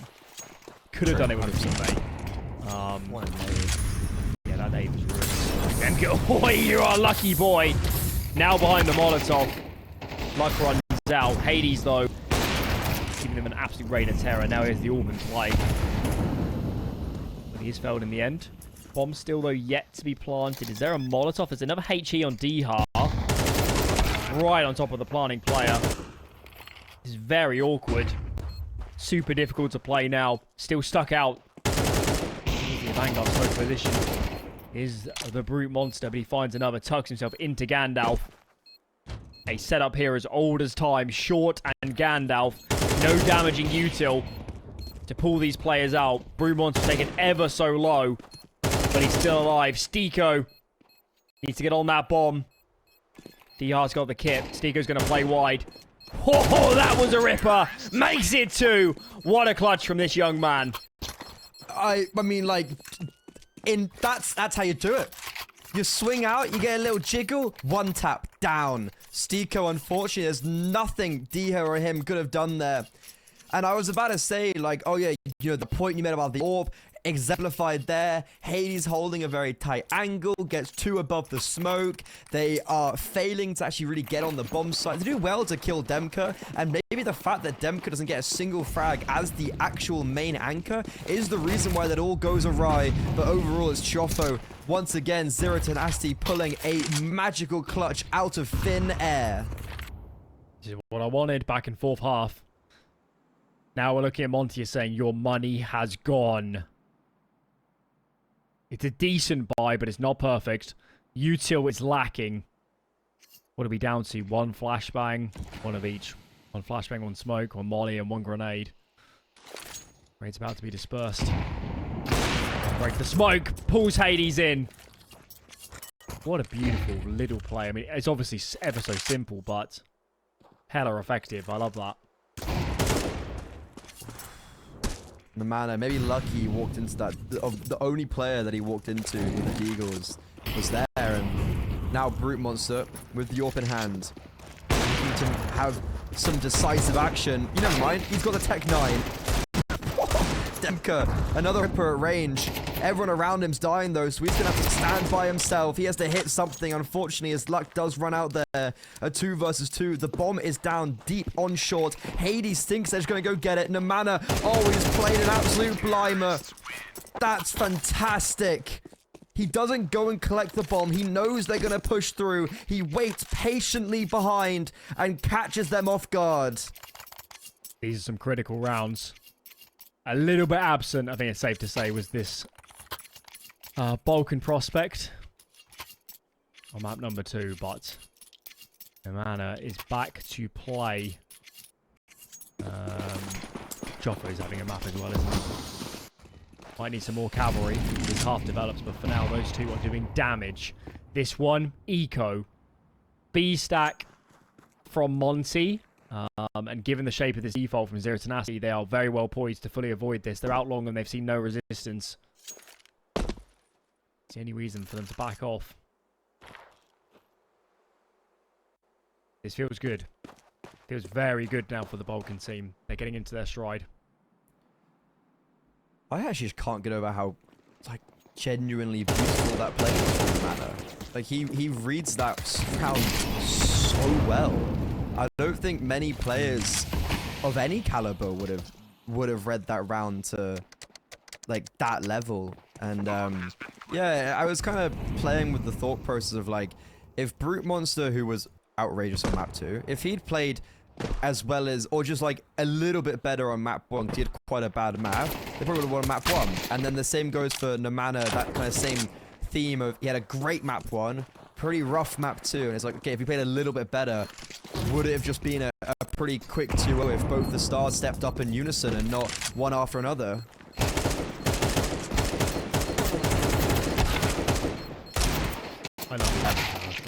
I love the idea that a team like Monte with, you know, obviously more resources, much more tenured players, a lineup that's gearing in the long run to be of a different caliber to Zero Tenacity. They can't just arrive and win.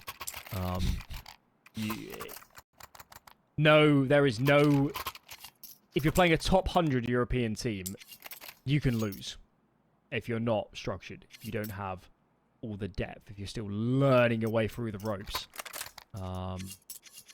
It's a rite of passage, really, isn't it? You can't just make changes and then immediately get back to a good level. Monte, learning the hard way in this series that there's not going to be an easy game here in the Challenger League.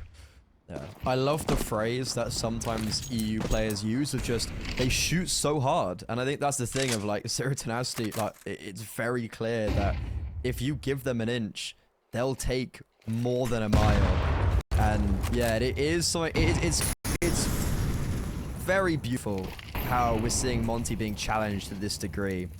And right now, good nades both back and forth. Demka, we've seen him get aggressed towards short. This time, not alone. Stiko close behind him. Demka edging his way forward. Lucky that no one's holding for him. He sees at the corner of his screen there's a player in door. This is commotion, but luckily Stiko's there. And now Zero Tenacity. This mid to B split doesn't have as much weight to it until AVN, who had 1 kill going into this round, knocks Hades down a peg. It's going to be a rough one, but a 2 versus 4 turned into a 2 versus 3 is plausible, especially because Dihar throwing a Hail Mary out, caution to the wind, can't deny the bomb going down, and Brute Monster, oh, we've seen it before. 4 times on Vertigo to be exact, he clutched up, but this time Krasnal denies. This time Krasnal succeeds. Monte go to a 5th. It felt like destiny for Brute Monster to win another, but not to be on this occasion. This is some brutal Counter-Strike we had in this series. Monte having to fight for it. No doubt about that. Though, it's probably a 7-5 map on average, I'd have thought. Dust2 at the moment, so Monte can creep their way up to 6, especially given times. Ooh, okay. Let's not talk about that nade. Oh, not ideal. Avian's playing a lot of space. They're not really aware that Demka's out in pit. What's Jimenez somehow still manages to find a kill. Now pit is cleared. What's that Monte for artistic beauty, but it's working. Yeah, this is as far from pretty as you could ever describe. And Simka, I was about to remark that at the start of the round, he was holding B tunnels from like where the football and car is, and it is so late to B that he catches off the aggressor. Stiko the final, the full 7-5. It's the closest half we've had so far in this series. Who will now edge it out after the break?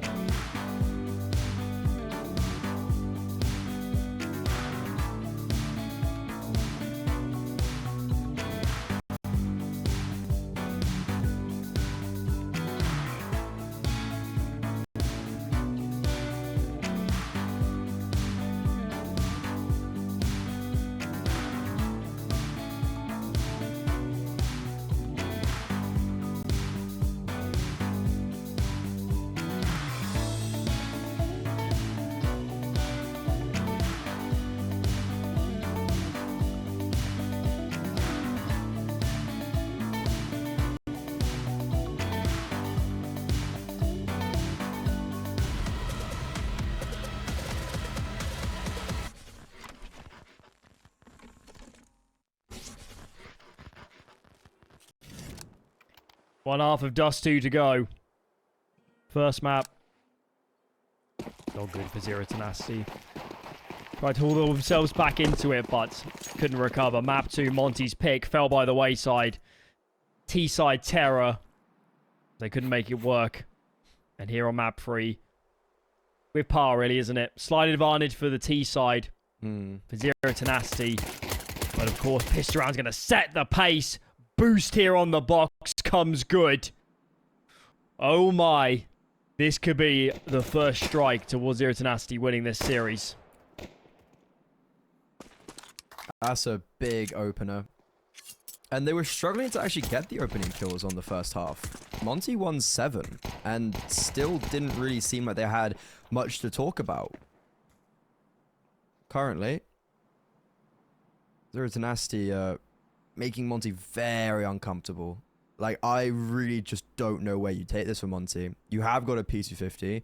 You have got an arm. You have got a smoke. So, like, what does D-Herd do with that one smoke? Give a progression, or do they try to hit the duel somewhere? It seems like Krasnal is going for the latter. It's a nice goosh on Chofo. does confirm, I think there was 2 players there from his perspective. The time could be an issue. There's only 40 seconds left. They don't have all the time in the world, and now the P250 has been dropped.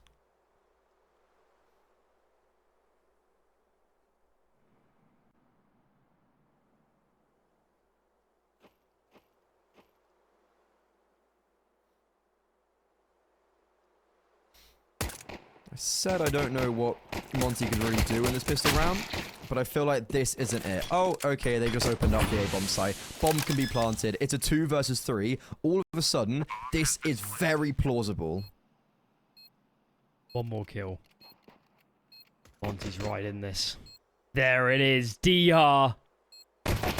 Second for him. Finds another. 3 kills for DR. Kraz now peeks off the contact. What? That shouldn't have been around. That should have been over. That shouldn't have even been a bomb plant. Zero Tenacity drop the ball. That is tremendous. In all respects of the word, Monte. I'm not sure they can believe they just won that pistol round. 2 versus 5. The bomb went down with 8 seconds to go. The first contact in that 2 versus 5 was taken in about 10 seconds.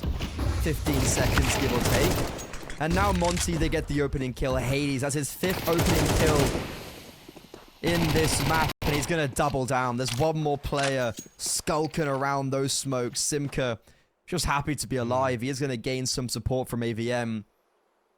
But Monte looking to even up the scoreline, even though Nemana tagged Stiko at the very start of the round.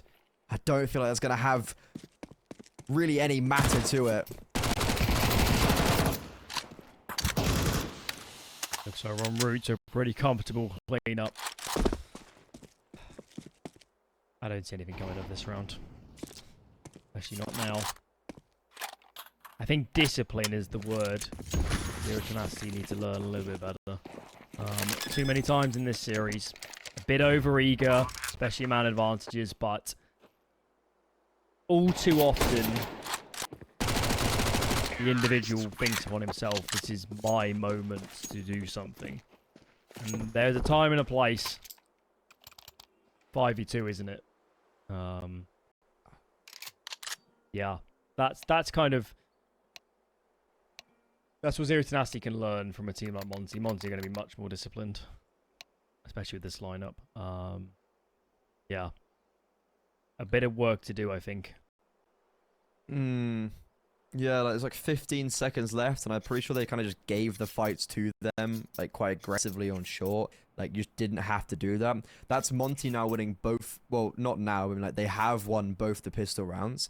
They do very well against the force buy. They kind of clean it up like it's an eco, with Hades getting that double and Diha opening up with the Mac 10 at range. Like, this is looking like that is the type of thing that crushes you. You're coming into the final straights of a massive lengthy best of 3 with a triple overtime, a close map 1, and Monte change the tides of this game within 10 seconds.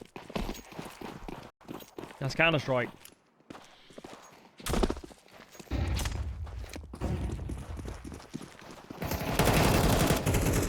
In some ways, it can be a game. Essentially minimizing errors. You could play a very basic formulaic Counter-Strike. If you've got good fundamentals, you'll win a lot of the time. And obviously, it's kind of the errors that stand out for us, especially here on the broadcast. In some ways, it's just frustrating because, from our perspective, anyways. Yeah, when they do so much right. I mean, the Zero Tenacity team has legs to keep going up the rankings, but it's the fundamentals, it's the discipline, it's presumably the communication as well. That's kind of an overarching thing behind this. This is the difference between whatever they are, you know, the 40th best team in the world and the 25th, 20th best. You're not going to get away with it. And that is the next part of their journey, is building up that base. They want to go up higher, that's what has to be done. Yeah, I mean, this is their second best 3 of the day as well. They played one at 10 a.m. UK time, and it was very dominant duo against Eyeballers, who are, I mentioned this previously, is also in their group. So you can see there is like, they are very good at that tier 2, tier 3 level. Now it's how can they play up against this, a team that's not tier 1 yet, but has been built for tier 1. Currently, they've also actually just got the opening kill. Nemana didn't have it. Yeah, they just run up mid and got the opener, but Brute Monster, he offers it straight back to a 4 versus 4 now. Yeah. Simka, he could and just jumping away would be very good here. A multi-frag, I'm not sure how possible, and he doesn't get anything. 2 dinks, but no kill. That's unbelievable. D-Hard's anti-flash by accident. It's incredible. I think he was like dropping a smoke. Yeah, dropping the bomb or something. I'm not sure what it was, but util or the bomb, irrespective, saved his life. HP though is ever so low. Hades might be just about to get caught, and yes he does. It's the long prong of this take. Dispatched. Kraz now. We're looking at you, brother. Again, it's terribly low. Molly's going to flush him wide. Oh. Okay. Opportunities here. Woohoo! That's a shot. Eyes on Kraz now. Plays wide. Molotov. Doesn't make a move. Joffo, though. A match to that. Peaks wide. 8 on the board. We are even yet again. I am glad that we're seeing a map that isn't just one-dimensional. That is like a 10-2 half either way or whatever. Like it's actually got competition, and that's a round as well that Monte, when they get that frag on Simka, probably could have exploded up short. I think there would have been just Chofo on. Oh no, there would have been one player on the bomb site, but instead, yeah, and that was AVN. But instead, AVN's able to catch out one player that's lurking around through middle, and ultimately, it's a very slow burner end that favors Zero Tenacity. Bomb going down though, and good damage and good money in the bank. Monte, they will have a repurchase. Haiti on the open. Still quite a lot to spare, surprise enough. It's actually Zero Tenacity once again in the troubles. I want to mention Zero Tenacity. Monte actually faked a fast B last round, but it didn't really matter because mid got taken so quickly by Zero Tenacity. So I don't know if Monte are potentially gearing up for maybe in a future round, going for that fast B and hoping the smokes they've conditioned with doesn't set off too much of an alarm. They missed the window smoke on last round as well. So if they did go for a fast one, I hope they hit it. That doesn't recur. That could be a problem. Yeah, slight one. Right. Well, I think it's their default. It's not a very passive stance from Zero Tenacity, just playing an age-old setup here.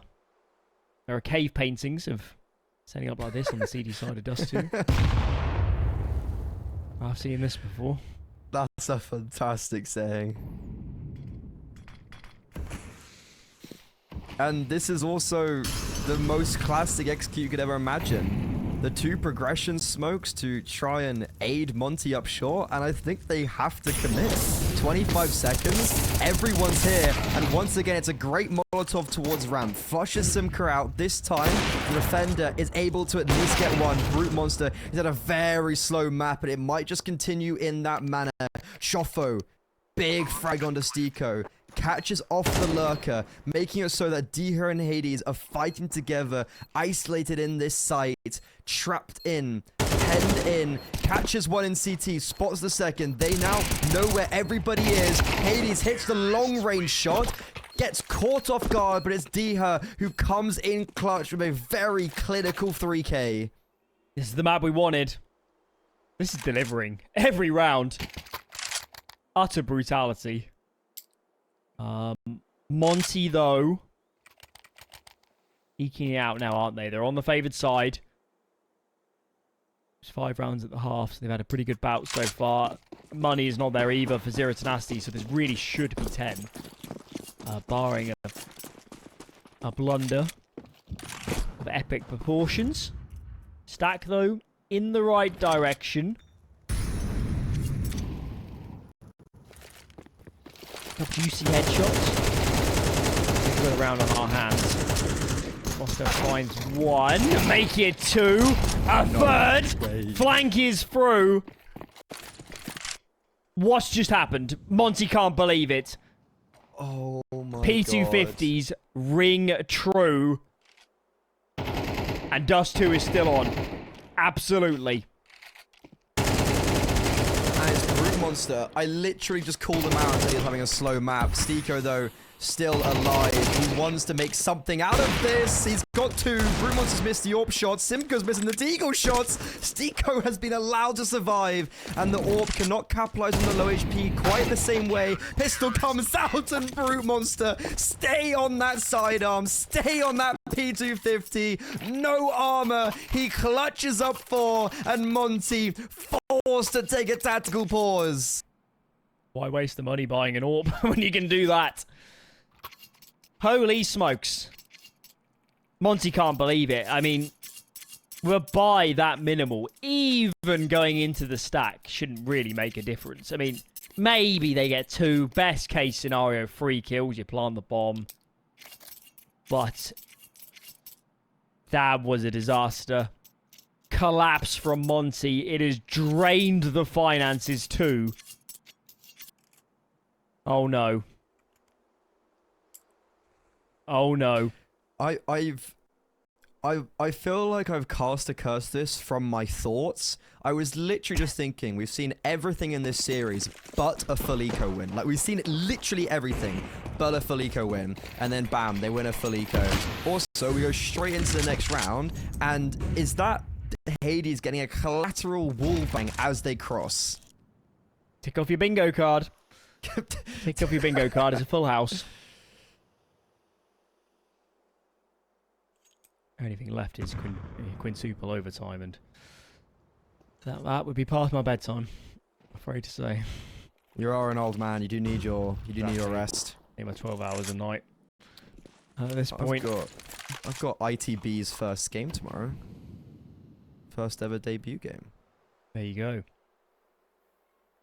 That will be a spectacle, no doubt.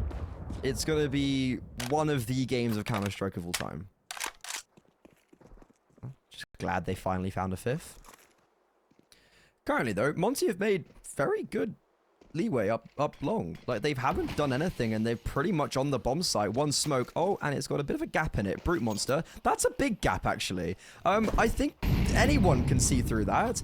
And with 45 seconds, yeah, they're going to have to put more utility down. And once again, there's a gap. Why did they smoke deep? I'm so confused. Why have they done throw this? A third. What's happening? They threw a Molo in the smoke as well. There's 3 smokes right now down in CT. Finally, they have safe passage. Hades somehow is able to get the first kill of this round. 20 seconds left. Every single player is here. And now it's all blue in the kill feed. Diha trying to fight back. 11 seconds. Time is so low. And how are they potentially winning it? Choffo, though, nails the coffin. 2 quick kills in succession. And Hades, who was so far away, holding the flank, had full trust in his teammates, watches as everybody dies around him. Well, that was panicked.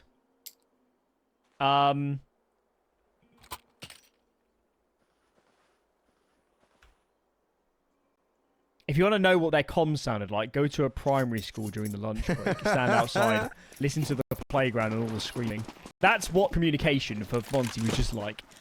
What the heck was that? What was going on? I mean, there was util everywhere. Why did we throw a second smoke super deep? I mean, at least flash into the smoke or something. Wow, that was a mess. I honestly would love to tell you what just happened, but I think that is beyond even my capabilities. This is a decent round with Simka getting smoked off. Unfortunately, Demka peeks before the smoke. Simka also has just picked up a grenade that was dropped in spawn, so he can disperse and break that smoke at will, which he will do now. Sees it's clear.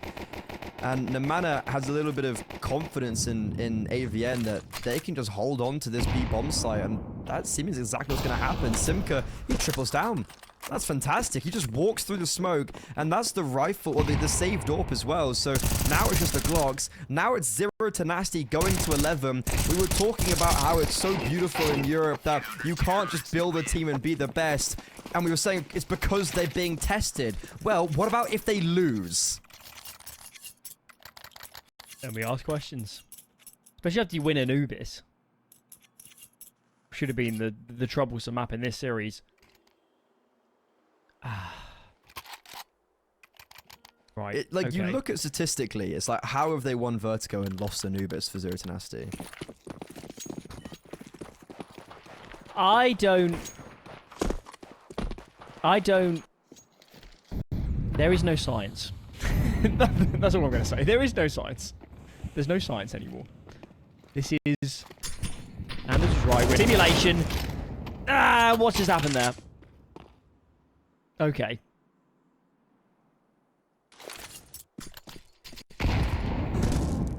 Oh, they did it together at least. Somewhat.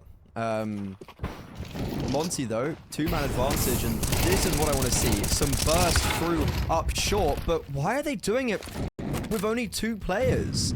What? They had a 2-man advantage, good map control. Now we head into a minute left. There's 2 players in T-spawn. Luckily for them, Diho has lurked out on towards this B bomb site. He has gained a lot of ground, but AVN, no. Oh my indeed. He's gonna, has he heard them? No, they've started shifting. A Take 9 and a Scout. He can put an end to all of this, and that's exactly what he does. A 5 versus 3, squandered. Diha spotted. Chopo just surviving. He's gonna be walking right into AVN's crosshair, and AVN is not missing a beat. 12 map and series point for 0 Tenacity. How are they winning these rounds? Why is this happening?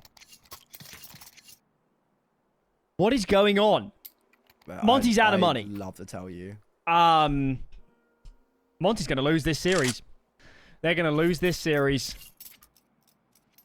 It should have been a 2-0.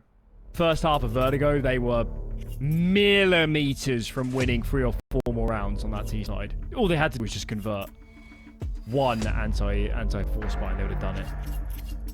Oh, this is a disaster. The buy is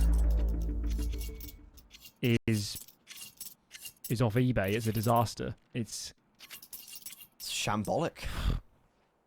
It's not the type of buy you want to be starting a crusade to fight for overtime.